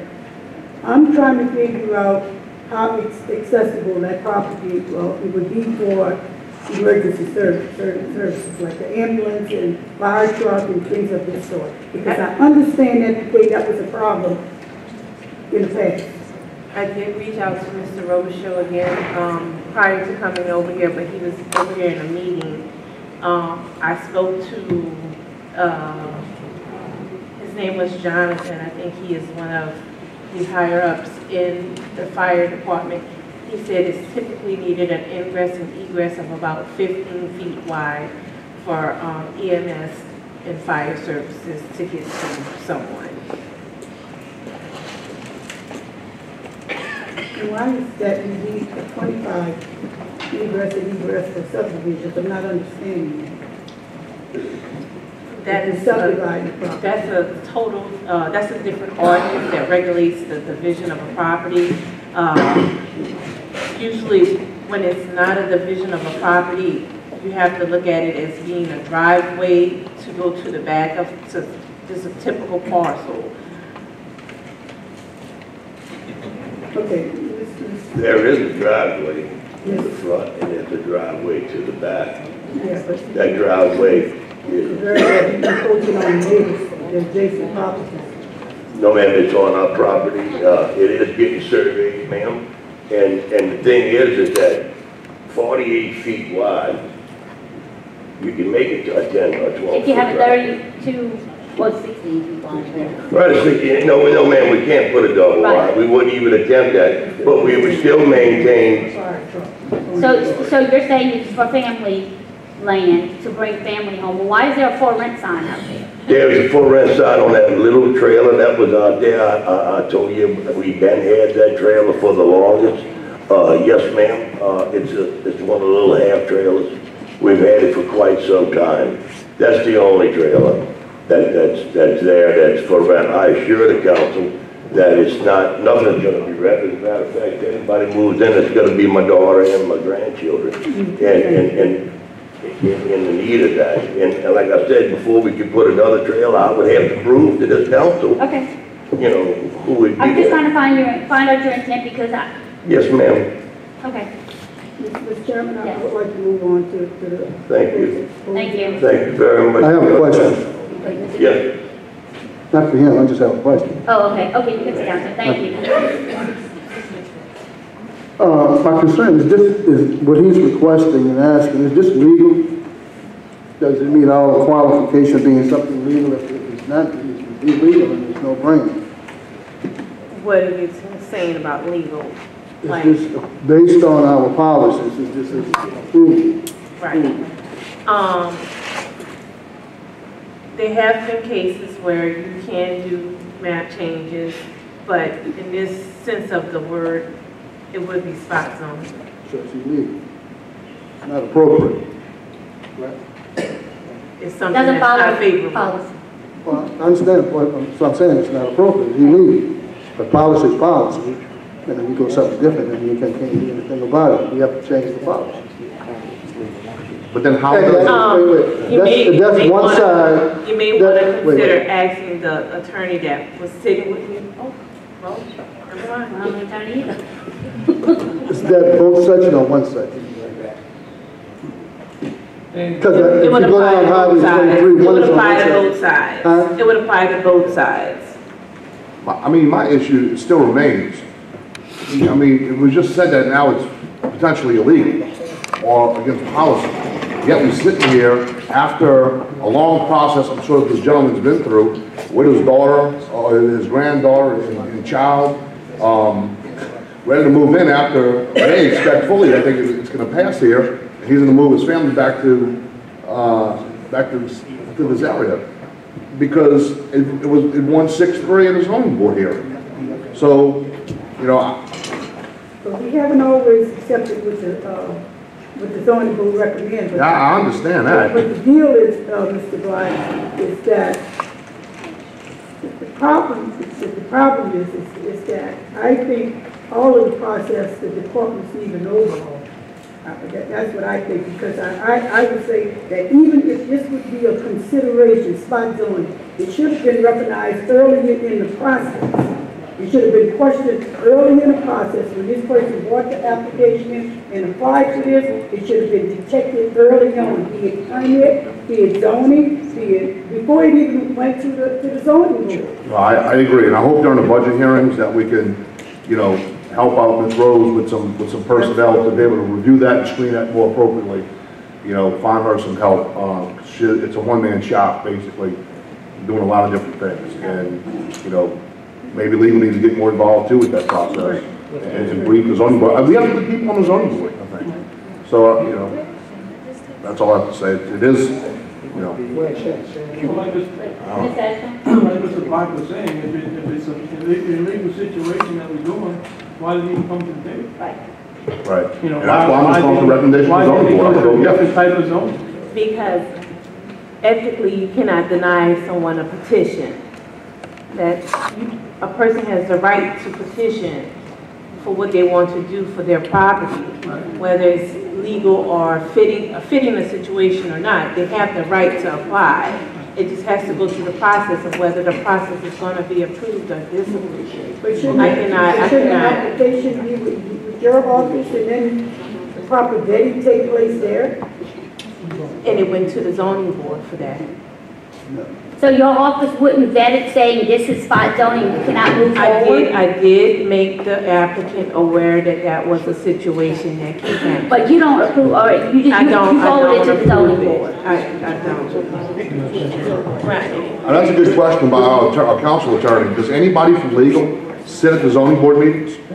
Shane, I just text him. I don't know what he's Don, Mr. Russo first. Yes, along the lines of what we're talking about vetting through the permit department. I know I've had occasions where, you know, held a hand all the way through the whole process. And in some cases, it seems like whatever they come in and ask for is what they get. So how do you determine who to help and who not to help? In my situation, I help everyone throughout the whole process. I never turn no one around. So I know, but in this case, if they came to you and you knew that there was going to be issues with this, and I made the applicant aware of all the issues. I even gave him the choice of having. But the applicant infers to me that you did not do that. No, that is not correct. I even gave the applicant, and it stated in the minutes that I gave the applicant the choice to get the council to approve a non-conforming situation in the R1C for a trailer. So I gave him several options, and this is the option that the applicant chose. Let's hear from the applicant. This is going to be a tough decision because this gentleman is bringing people back to the parish, which we love to have to come back. We want people to come back to the parish. We don't want them to stay away. And now we're making it difficult for them to come back. So we're going to have to straighten this out to make sure we can help somebody out. Thank you. My name is Jermaine Reagan. Anitra did keep us in the loop, but we don't recall Anitra saying that it was spot zoning, because we wouldn't have paid out the money if it was spot zoning. But she did keep us in the loop with everything else. But that was the problem. She didn't keep up. Mr. Wren, I did not say that there will be an issue of spot zoning. Mr. Wren, did I not say that that would be maybe an issue of spot zoning? That we had to go before the council. And I We didn't got say 900 that. foot of land, and I was explaining to you, and you said we would have to go before the zoning board and then before the council. For 900 foot of Okay. land. Shane, Yeah. can you chime in, please? Turn your mic on. The thing with spot zoning is, it doesn't have a hard and fast definition, okay? It's a concept that's a little nebulous. It's in the eye of the beholder. If y'all think it's spot zoning, it can be spot zoning. If you say, well, you know, it's a big piece of land, it's not spot zoning, you can say that too. It's how you want to look at it. I have to tell you, I tend to be, like Mr. Juno, let folks bring their families back home. We already got too much of a diaspora. But that's my opinion. Y'all would be perfectly within your rights to go either way on this. It's really a judgment call on y'all's part, and I think this is within your discretion to make the decision one way or the other. Mr. Eric, you have something to say? You can. Yes, ma'am. Well, I'm on thinking about other things that we voted on before and what have you, but in this particular area, it's, with the exception of the church property south of that, it's nothing but mobile homes in that area. You know, you have mobile homes here, you have mobile homes here, across the road, all over that area, with the exception of Mr. Kirsty's home. You know, if they would have brick homes and stuff, or different types of homes, then I could, but, and like Mr. Juno said, you know, it's, you know, I put myself in this Mr. Wren's situation with his daughter and what have you, you know, it's. But I would like to ask, anyone in opposition to this legislation that's accepted? Well, she needs to come to the mic, ma'am. Go ahead, sir. Wait, but she's going to be in favor, so he's out. Oh, she's in favor. Let her come up first, and then you can speak. Please state your name and address, ma'am. My name is Janelle Cannell, and I'm from Krotz Springs, Louisiana, 148 2nd Street. The reason why that I live in Krotz Springs is because I no longer can come home. I don't have a house there. I depend on my daddy to take care of me, and now he needs me. He depends on me to be there, and I can't be there. Daddy is sick, and I feel like it's my job to be there, to take care of him. He took care of me. Now it's my turn. And listen to everybody's comments, you know, thanks for the support and everything. It's hard to not be home with daddy when daddy's in that field. I have my kids. I want my kids to grow up around my daddy. I want to come home. Bottom line, I want to come home. There's many opportunities for me back home. I live 3.5 hours away from my daddy. And to get a phone call to say, hey, look, daddy had a heart attack, daddy fell sick. I got 3.5 hours to drive there. You know, and something happened in that time. You know, what can I do? I just want to come home. Yeah. Thank you, ma'am.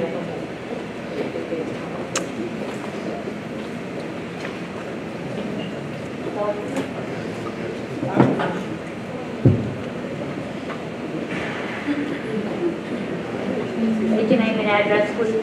Emmett Williams, 425 Hawthorne Drive, Darrell. I'm speaking on behalf of my mom. She's dead 60 days, so she can't speak for herself. I start off by saying it sounds like a daytime story. You know, it's just sad that, first of all, that 48 feet that you're talking about now, you need to have the proper survey. They can't prove where the line start or stop. You got 4 or 5 different areas in a little piece of land by why is this building right here, you know? Now you want to come there and put a bunch of trailers up in there. And that for rent sign, that was for real. All of a sudden, time to come to meeting again, it disappeared again. It's a miracle. A couple of days later, you're back out there again. You know? And this is going to go on and on and on. And at 900 feet, people looking at 900 feet, that's long. The little piece of property ain't wide as this table right here. You know? You're not talking about a bunch of property. And all them areas and stuff, you come out of your door, you're going to be on somebody else's property. Or it's another problem. have your property surveyed. But that, my personal opinion is that it's between greed, you know, and just when you say, okay, be more proactive. When greed is involved, and personal gain, proactivity goes out the window.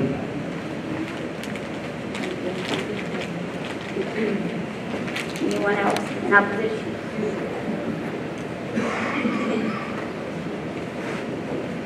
Yes, my name is Charlotte Turner. I live at 149 Cornelia Drive. That was just short a good performance today because all the rest of the time, where did she live at before? She had to come home. And where did he live at before? He found this one here to marry and get land from. You know? If they talking about bringing their children home, she got 2 children. He got 3, supposed to have 1. So why do they need 8 trailers to bring 3 children home in? And come with that heart attack, this heart attack, that. I don't believe in all that kind of stuff. I don't know where they came from, but they should have stood where they was at because we didn't have all that problem before. And Miss Brand acted like she owned so much land, she didn't have no land before. They had that couple on my dad's land, he let them use that to get them back and forth where to go. She claimed she owned a driveway, she didn't own a driveway. When we got that back part of the land survey, half the driveway she lost. So what makes her think she owned a driveway on the other side of the street? I think they need to have that survey. There's no way, like my brother said, there's no way the land start and there's no way it stop. But until then, they can't talk about them on land because they don't know where the land is at. As long as I got the pass on that land, I'm going to keep passing it. Until they stay where it's at, but the land at, then I'll sell the land. Until then, I'm going to walk back out the wall. Thank you. Yeah, after all of the conversation that we had in here, I think it would be to everybody, to the best interest of everybody, to go back to the original, to where this all started, and trying to bring some sensibility to this because it's not making any sense to me. You know, we got to get better control and better handle on our permitting process. And absolutely, I understand. I attended one board meeting and one zoning meeting, and one of the zoning members, he pointed things at us for you know what we said about them. But this is a problem that the zoning board, I can say, that caused it to the council. I mean, it has to be more serious than what it is now. We can't just be guessing and shooting and causing this type of havoc in public. So, with that said, I'm going to defer. So 6A6 is going to be deferred as well as 6X.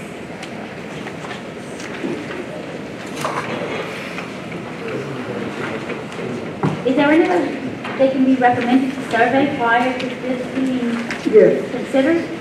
I have already spoke to the applicant and he was supposed to be getting the survey of the property done.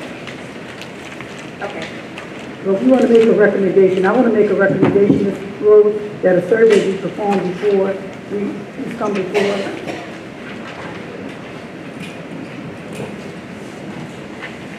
Yes, ma'am.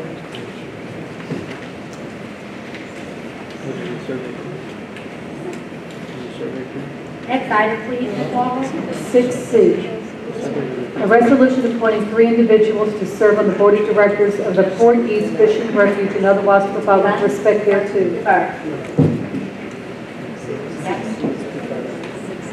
6F, a resolution appointing Tyrone Edwards to serve the remainder of the term of the office of Constable, Ward 2, Parish of Plaquemines, vacated by Hillary Thomas on October 1st, 2018, and otherwise provide with respect thereto. Without the offer? Offer as presented. Without the offer, seconded by Mr. Russo. Any questions or comments? Our time has expired for us to make the appointment. I think it was expired on October the 30th. So we cannot appoint, we can make a recommendation at this point. So once the resolution is passed, we can fax it to the governor's office requesting that he appoint the Reverend Tyrone Edwards. We cannot appoint. It's too late. Okay, but I told them when they called me up and they were explaining to them, I said, well, we have a resolution before the council requesting for the council to approve. If we would fax that information to you, would you accept that? They said that they would accept it and give it to the governor as a recommendation. So we need to change appointing to recommending?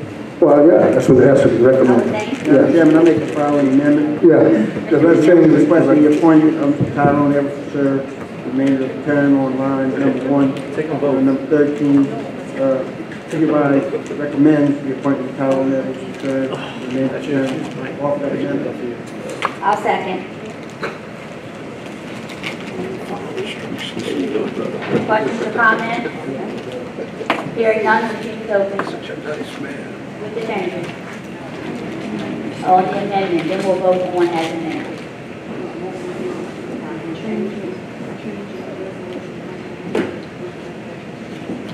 A resolution requesting the appointment.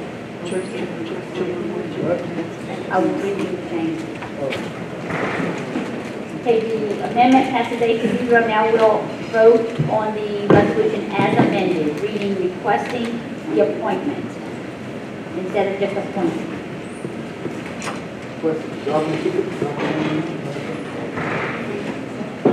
The governor has to make the appointment. So we are requesting that the appointment. Yes. Yes.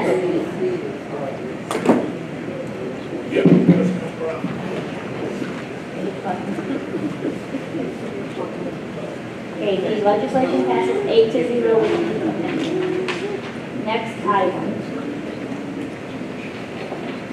H, a resolution to appoint a representative for District 2 to the Plaquemines Parish Hospital Board and otherwise provide with respect thereto. Black. I'll offer the following insert on line 10.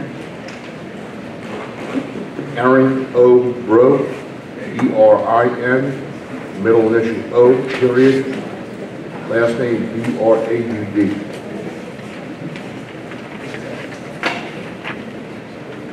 Ms. Black offers with the insertion of Erin O. Rowe, seconded by Mr. Lapini. Any questions or comments from the table? Yeah, the current appointee for the last 4 years was an attorney, and this is another attorney replacing him. Okay. Any other questions or comments? Hearing none, the meeting is open.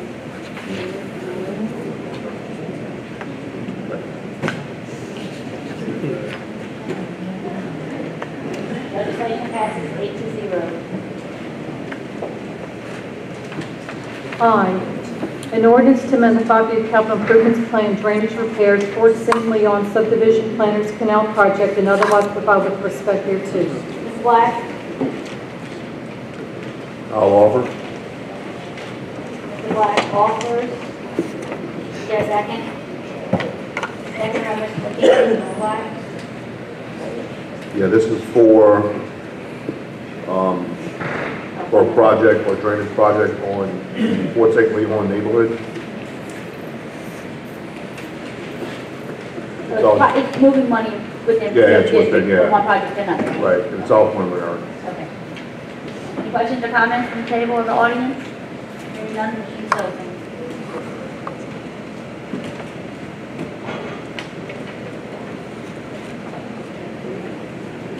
Legislation passes 8-0. J, an ordinance to amend the 5-year capital improvements plan, drainage Noble Manor project, and otherwise provide with respect thereto. Black. I'll offer. Black offers. Is there a second? That's a lot of money on the plane. Is there a second? I'll second. Yeah, this is only 30,000. This is for the area down behind Noble Drive that we had all these issues with. So I would ask to get with engineering and see if we can, I don't know if that water pipe we have, I think it's 20-inch pipe, but yeah. I'm just saying, you know, we approve this, just look into that, and maybe we utilize some of that during that project or whatever. But that project's been going on for a few years now, and we want to get something moving on. It's a very similar to the project that Mr. Burt had behind Malt Olive, I think. Was it Malt Olive? From the back levee to the, yeah, just 11 states. Yeah, so similar situation.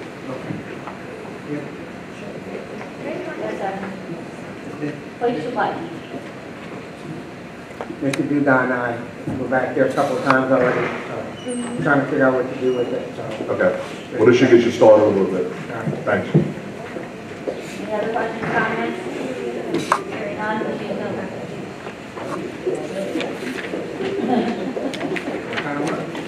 Yeah. Halfway. Legislation passes 7-0. Next item, please. K, an ordinance to amend the 2018 Solid Waste Disposal Fund operating expenditure budget, Solid Waste District 1 Department, and otherwise provide with respect thereto. Did you know? Offer? Did you know office? Is there a second? Seconded by Mr. Lapine. Well, this is just moving lines within their budget. Any questions or comments? Hearing none, the meeting is open.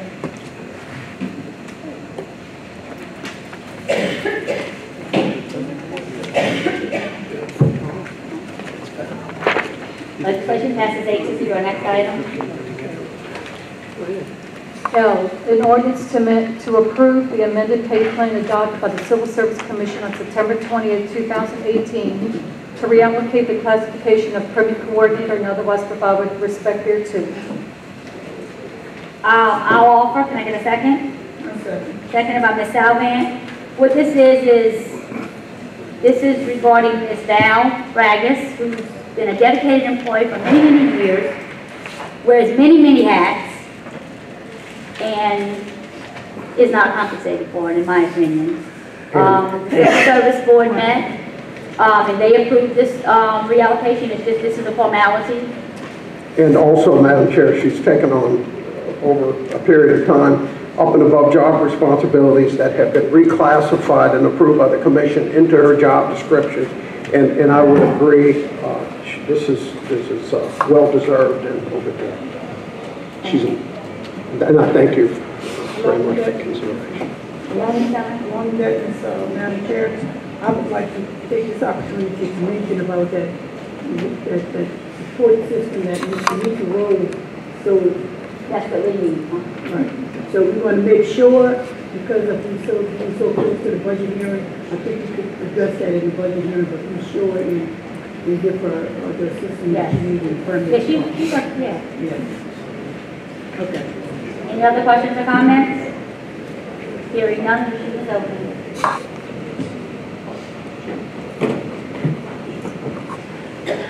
Legislation passes 8-0. Next item. Thank you all very much. 6S, a resolution authorizing the Civil Service Commission to grant a 5-step probation increase to the employees hired or promoted during 2016 through 2017. I'll offer. Seconded by Mr. Juneau. This is regarding Rule 4. My understanding, the Civil Service Commission has a policy that after 6 months, if employees are doing what they're supposed to do, then they are granted the 5-step probation increase. There are several employees that did not receive this, and this is just to implement that. I don't have a list of the employees that's confidential. So, Madam Chair, I do support that argument. yes. Thank you. Resolution. Any questions or comments from the table? From the audience? Hearing none, the meeting is open. Legislation passes 8-0. Next item.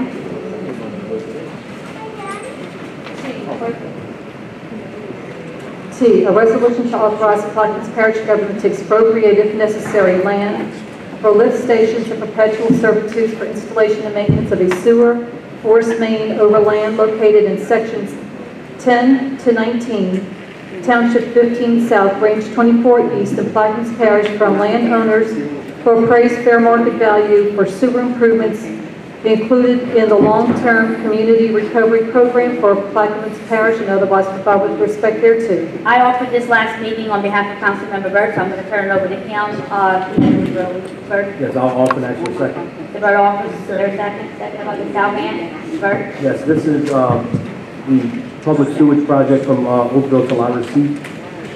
There's some land that may have to be expropriated. You know, the landowners do not cooperate as part of the process.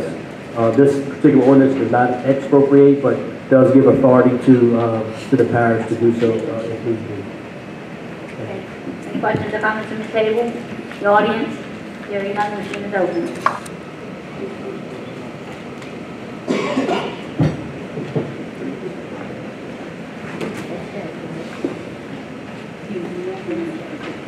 Legislation passes 8-0. Next item. U, a resolution approving the requested conditional use by Crescent Excavations LLC for an open storage stockpile of gravel and riprap materials in a floodplain zoning district for the property designated as lots 55 and 56 of the Point Celeste Farm subdivision, Phase 2, Point Celeste, Louisiana, Section 19, Township 17 South, Range 26 East, all in accordance with application number 2018-335, dated August 17, 2018. Ms. Stalvin? Yes, I offer. Stalvin offers, is there a second? Second by Mr. Edgecombe. Stalvin? Yes, this is basically a conditional use permit that being given here. The Crescent Excavations stockpile gravel and riprap on lots 55 and 56. Okay. Any questions or comments? Hearing none, the machine is open.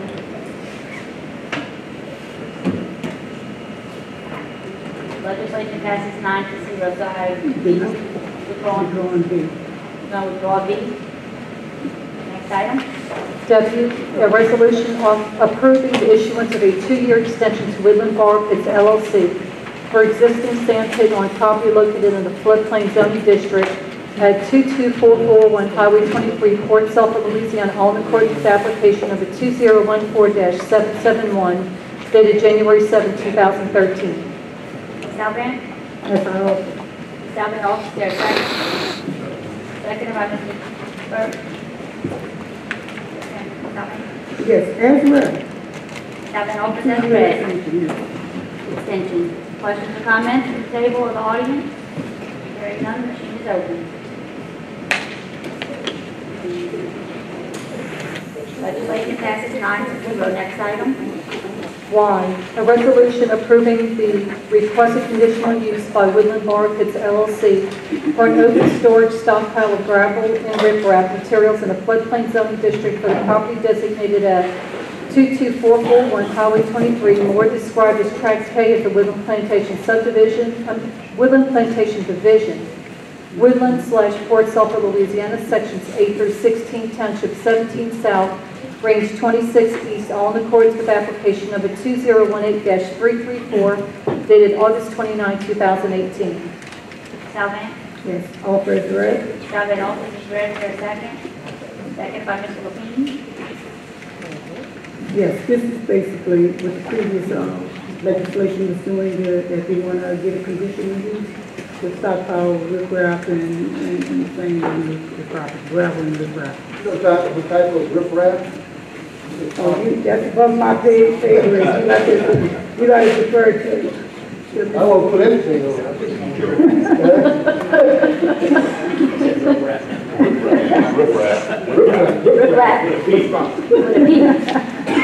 Do we have a limit of what's stored on it? That kind of stuff or what? Point of order is called by Mr. Russo. Glad you called on us. Should I ask the question something? If Paul Woodland Bar Pits, what was your question? What do you intend on putting on the property? What type? riprap? It's gravel and riprap, and all riprap is big rocks. Okay, that's all. Big rocks. Thank you, sir. Any other questions or comments? You need some, I have some.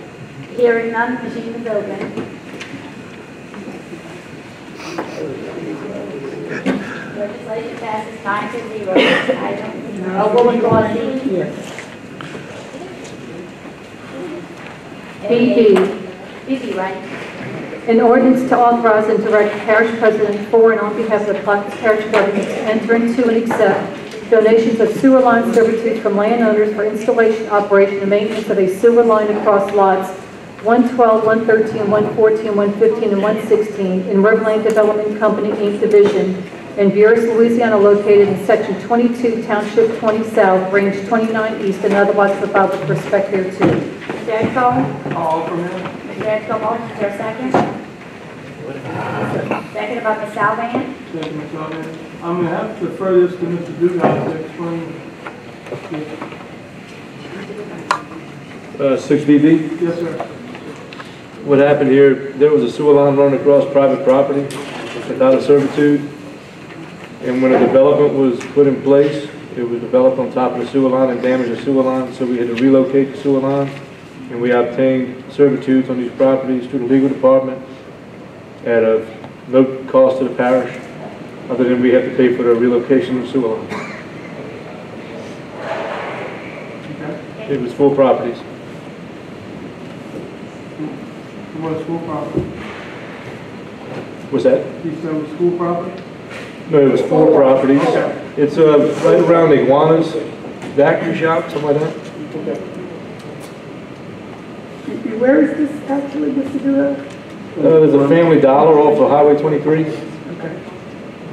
That the sewer line ran through the middle of the property across property lines where Actually, in my district here.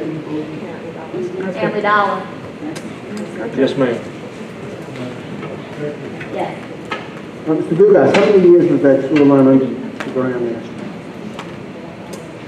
I don't know if I was born, Mr. Lucelle, when it was put in. So my point is that is the legal department, in the case of this, would have they made an argument that we already had a right of way by use?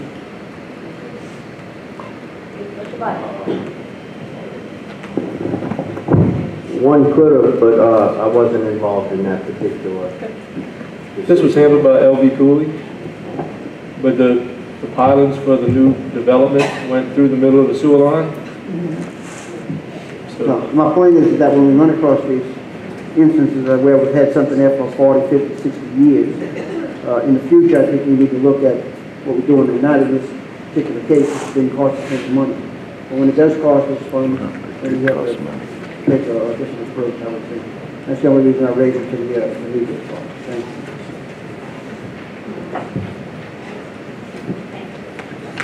Any other questions or comments? Hearing none, Mr. Tillman.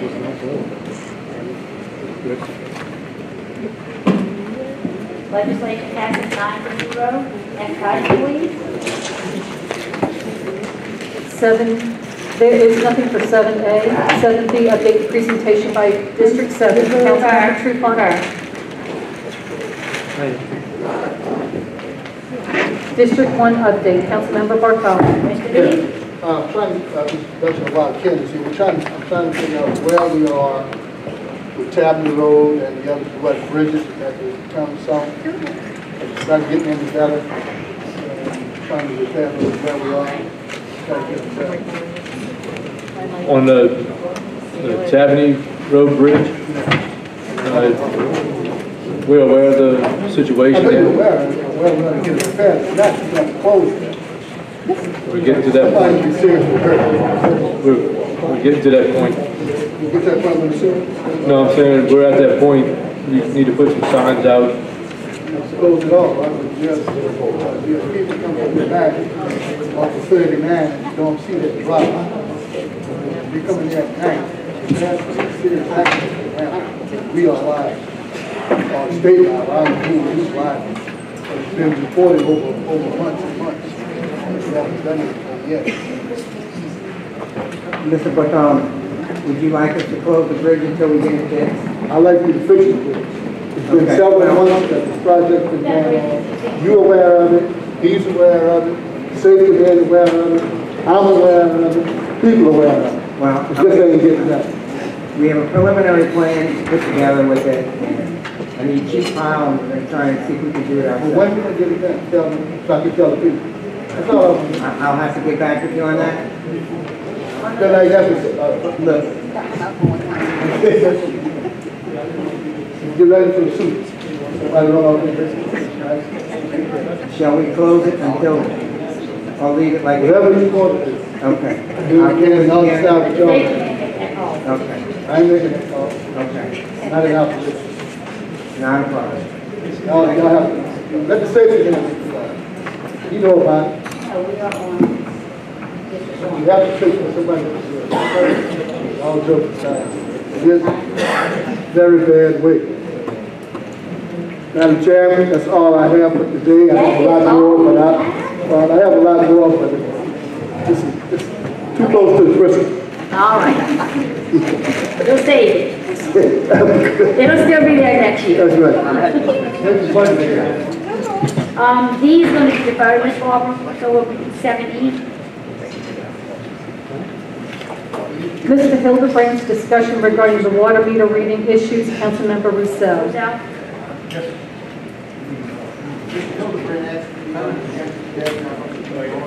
So I will withdraw this item unless you call me and want to address it.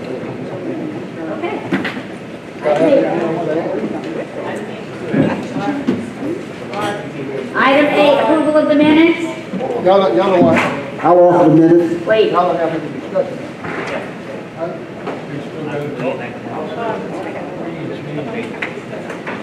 Next item. Approval of the minutes from the October 20. Excuse me, going back to, We can approve the minutes, how do you go back? well, go ahead, yeah. Yeah, we're not going to adjourn them yet. Approval of the minutes from the October 25th, 2018 meeting. Offered by Mr. Russell, seconded by Mr. Lapine. Meeting is open on the minute.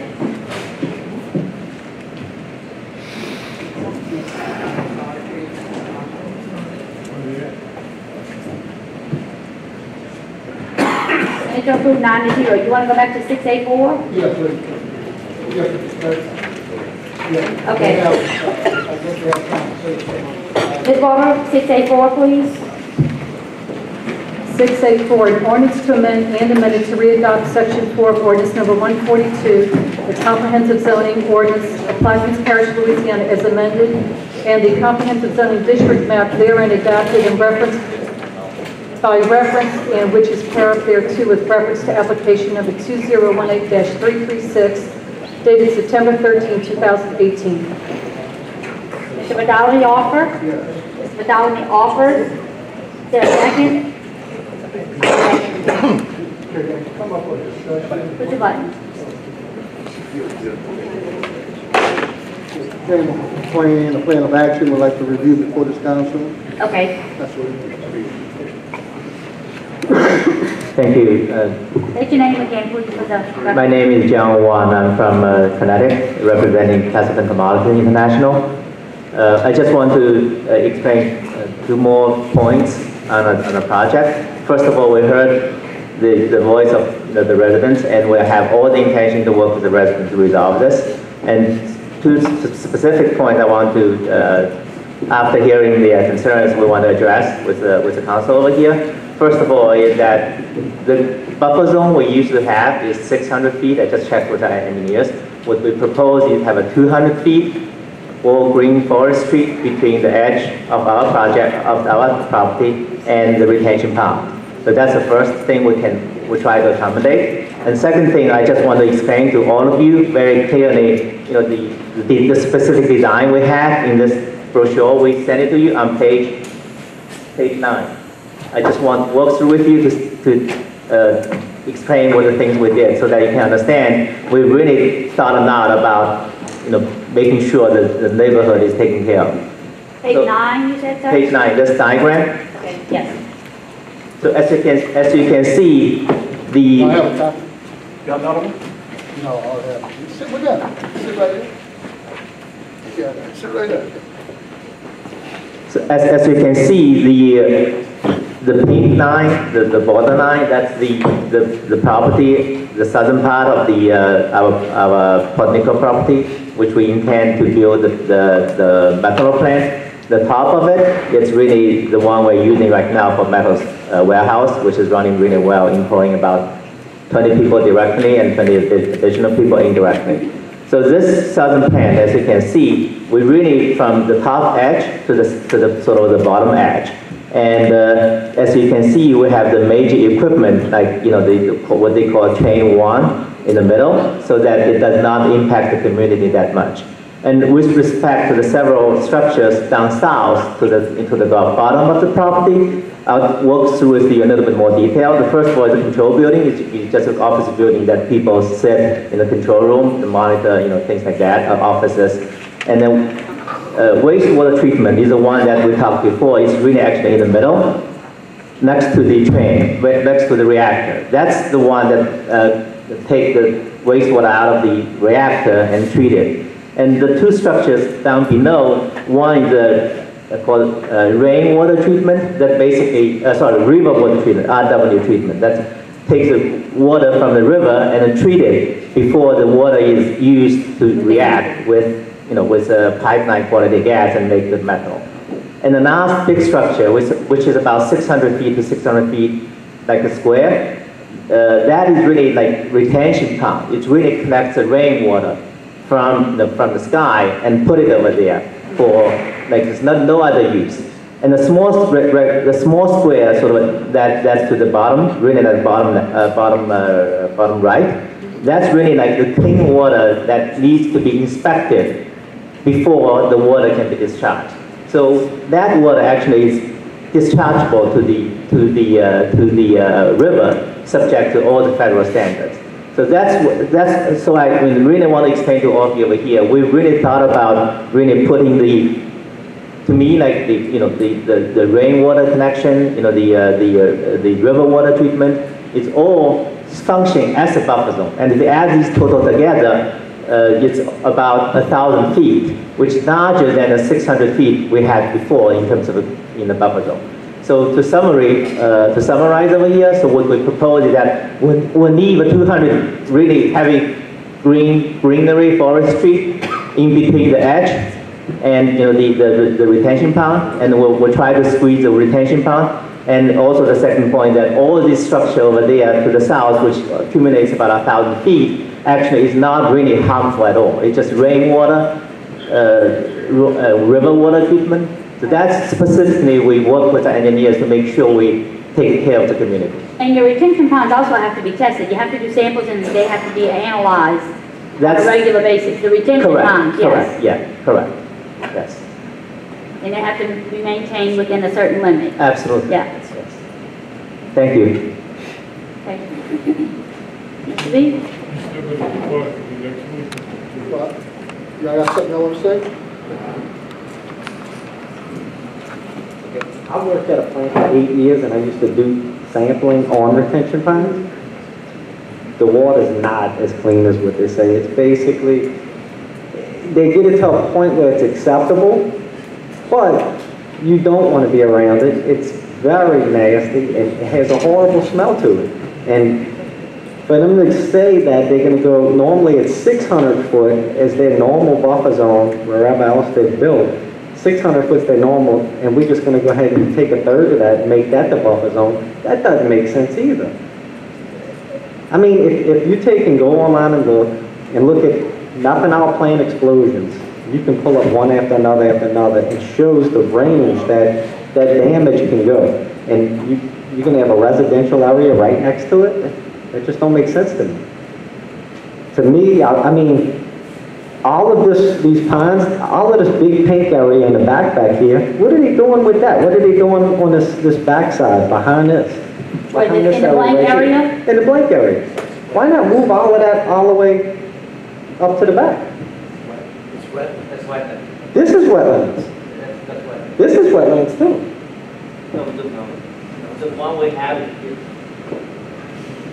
the one we have designed right now is no wetlands, so we can speed this thing up to build this. I thought y'all did wetlands mitigation. No, the wetlands, that's why we need this plan, because it's all wetlands. So we have limitations engineering-wise to put the plan as fast as we can.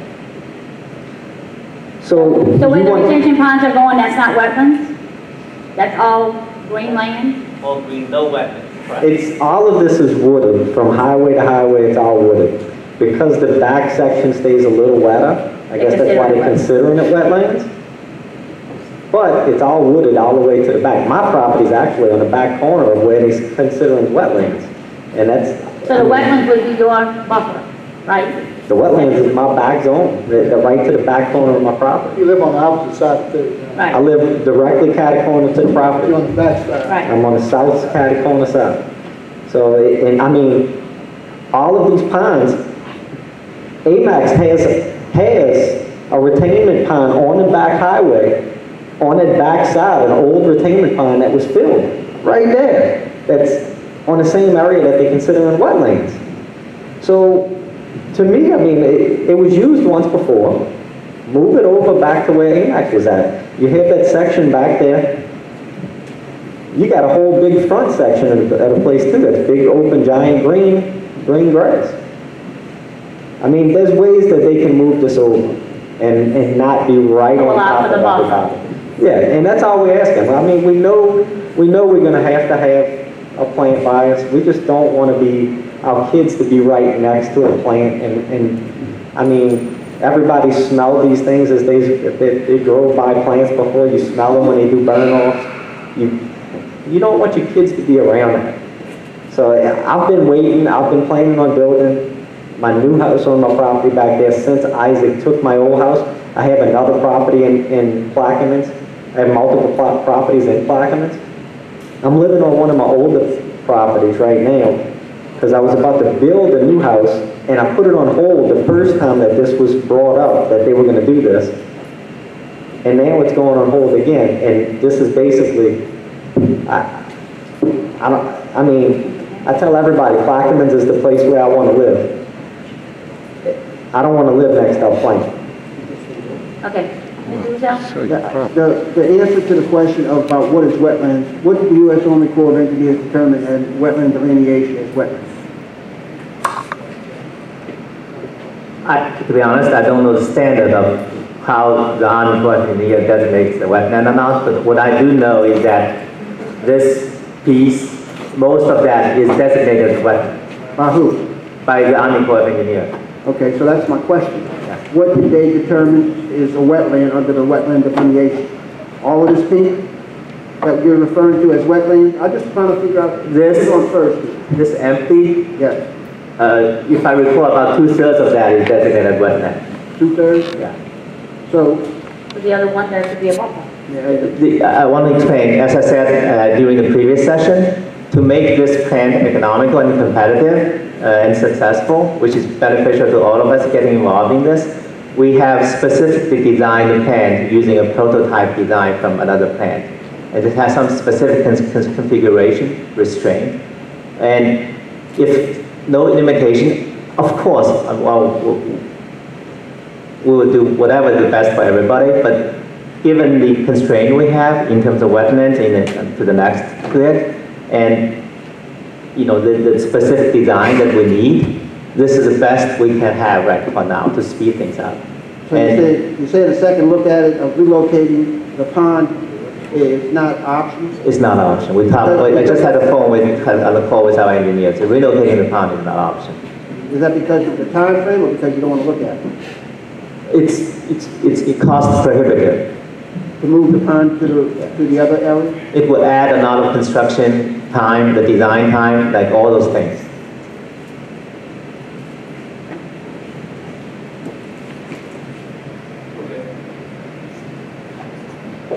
No, you can't come back. Because the councilman asked him a specific question. That's the only reason, and I wanted to tell you that earlier. The only reason we let the other gentleman come up, you can come up in the gray shirt, sir. Yeah. The only reason was because the councilman asked him a specific question, he was allowed to come back.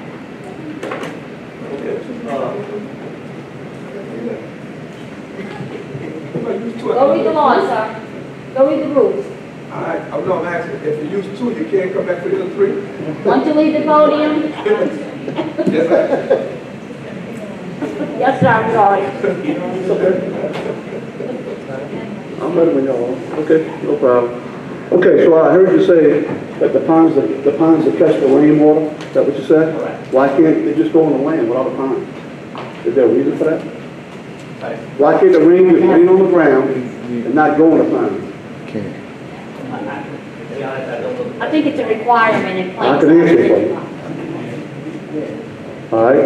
It's because you're going to have chemicals and oil and all kinds of things in the plant that go to this pond. and you trade it. That's what happens. I work in the plant. I understand plants. Okay, you can understand why I don't want a plant next to my house. Because I work the one, I know what happens. Okay, now I saved my money. I came to Plaquemines. I did not know, after Isaac, I remodeled my house. Before Isaac, I remodeled my house. Completely. Spent a lot of money on it. Spent a lot of money buying it. And I remodeled it. Isaac came, 9 foot of water, 10 foot of water. I decided to tear my house down and put my money in my property and build a new house up in the air. And I was ready to retire. So I plan on living here the rest of my life. So I retired. I'm happy there. Quiet, nice neighborhood. We did not know, the residents in this section, I don't know who knew in Plaquemines. I know our parish president knew, Mr. Mungesser, and our state representative who didn't tell us, Mr. Ray California. They did not tell us that they was going to build a plant here, but they knew it before Isaac flooded us. If we would have known this, I would not have spent the money back in my place knowing they were going to build a refinery next to it. Why would Bobby Landry want to live next to a refinery that he worked in for 43 years? I understand plants, I understand it. I told you I wasn't against your plant, but you did put it on original property that AMAX had. Because I know what happened. Just like you say, everything's going to be fine. I've already had an incident with your company. Maybe you're aware of that. If I'd have been cutting my grass when this happened, I'd be not here talking to you because I'd be dead. Because one of your trucks with no room, missed the turn, ran across my driveway and turned over in my yard about 10, 15 feet in my yard where I cut the grass. If I'd been cutting the grass that morning, I wouldn't be here talking to you guys. So that's how quick and easy something can happen. So yes, your insurance company come pay me to fix my property. They wouldn't have paid my wife. What did they do to my wife if I would have died? Okay? Just like he said, plants blew up. My plant blew up 2 or 3 times while I was there. Thank God I wasn't injured. And we didn't have anybody with fatality, but we had a lot of damage and a lot of fire. All right? So something can happen.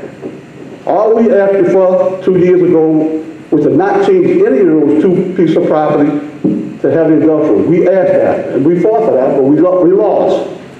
We got one portion that this committee, this council agreed to leave it like it is today. And told y'all to build your plant on the section that they changed. I don't understand why we're here a year and a half later, after we spent all this money, fighting this again. I mean, I told you we're not against you, but my wife has already told me, and she's not living next to her plant. So I gotta go start looking to buy something and I'm retired. I don't have the money coming in that I had. I'm on a fixed income now. Okay, so I gotta go find a place to buy because she refused to live next to her farm. As soon as y'all start tearing the trees down, I gotta be out of here. She's not gonna do it. That's it. That's all I got to say. Thank you, sir. Ms. Alvan?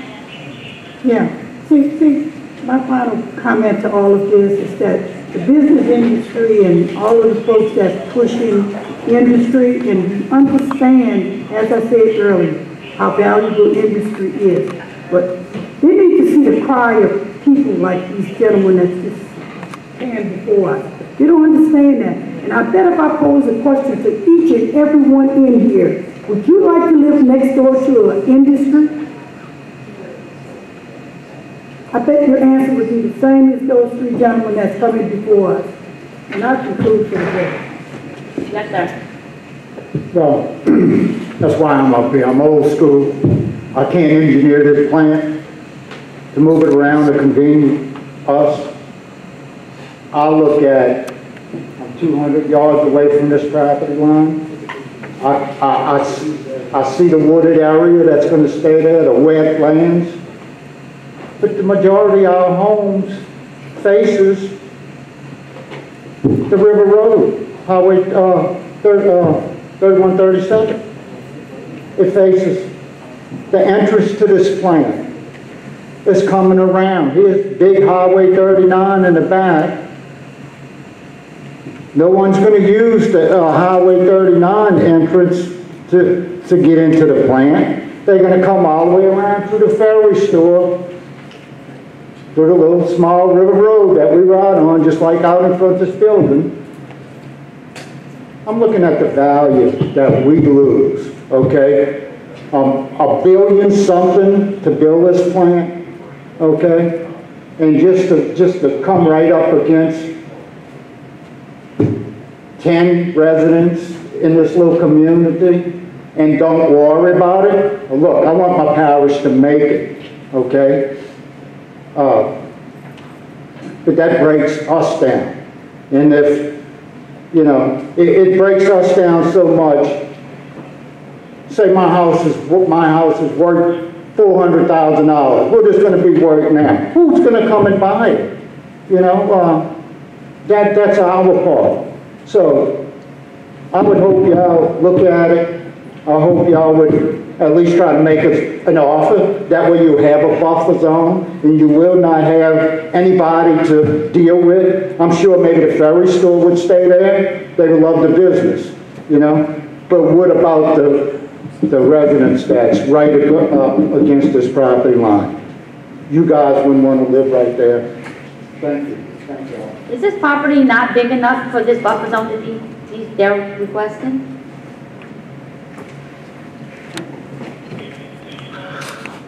They have planned on going back and bring us a design, a plan of extended buffer zone at the next meeting. Okay. To do that, and you have it in writing, that way you can really see it. We just thought about the intent was for them to create a larger buffer zone. Because other than that, if that can come to agreement, I'm in favor of the plan, without no reservation whatsoever. The majority of the people, with the exception of those gentlemen there, are in favor of the plan. Well, they're not against it, they just... No, I'm just saying, but they're all in favor of the facility. They're not against it, they're just against the buffer zone. So that's the thing, is they're trying to get back to work on something to create that. And I think it's very much needed, not only on these, but as well as for Plaquemines Parish, the type of industry we have to do that. But we also have to look at what we need to accommodate people that's real close to the facilities. We definitely don't want to create an environment that's not conducive to those people that have anchors in the area close to the zone. Now, so with that in mind, Chairman, I'll just defer and we'll come back.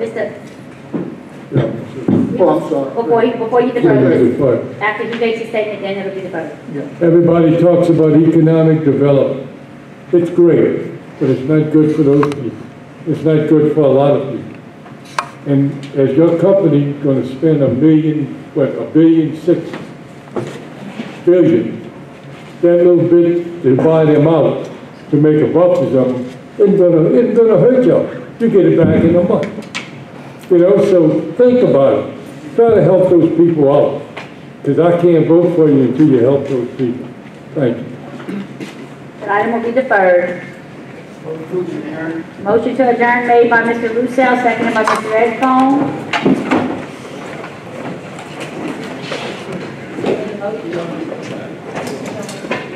Meeting is open on adjournment.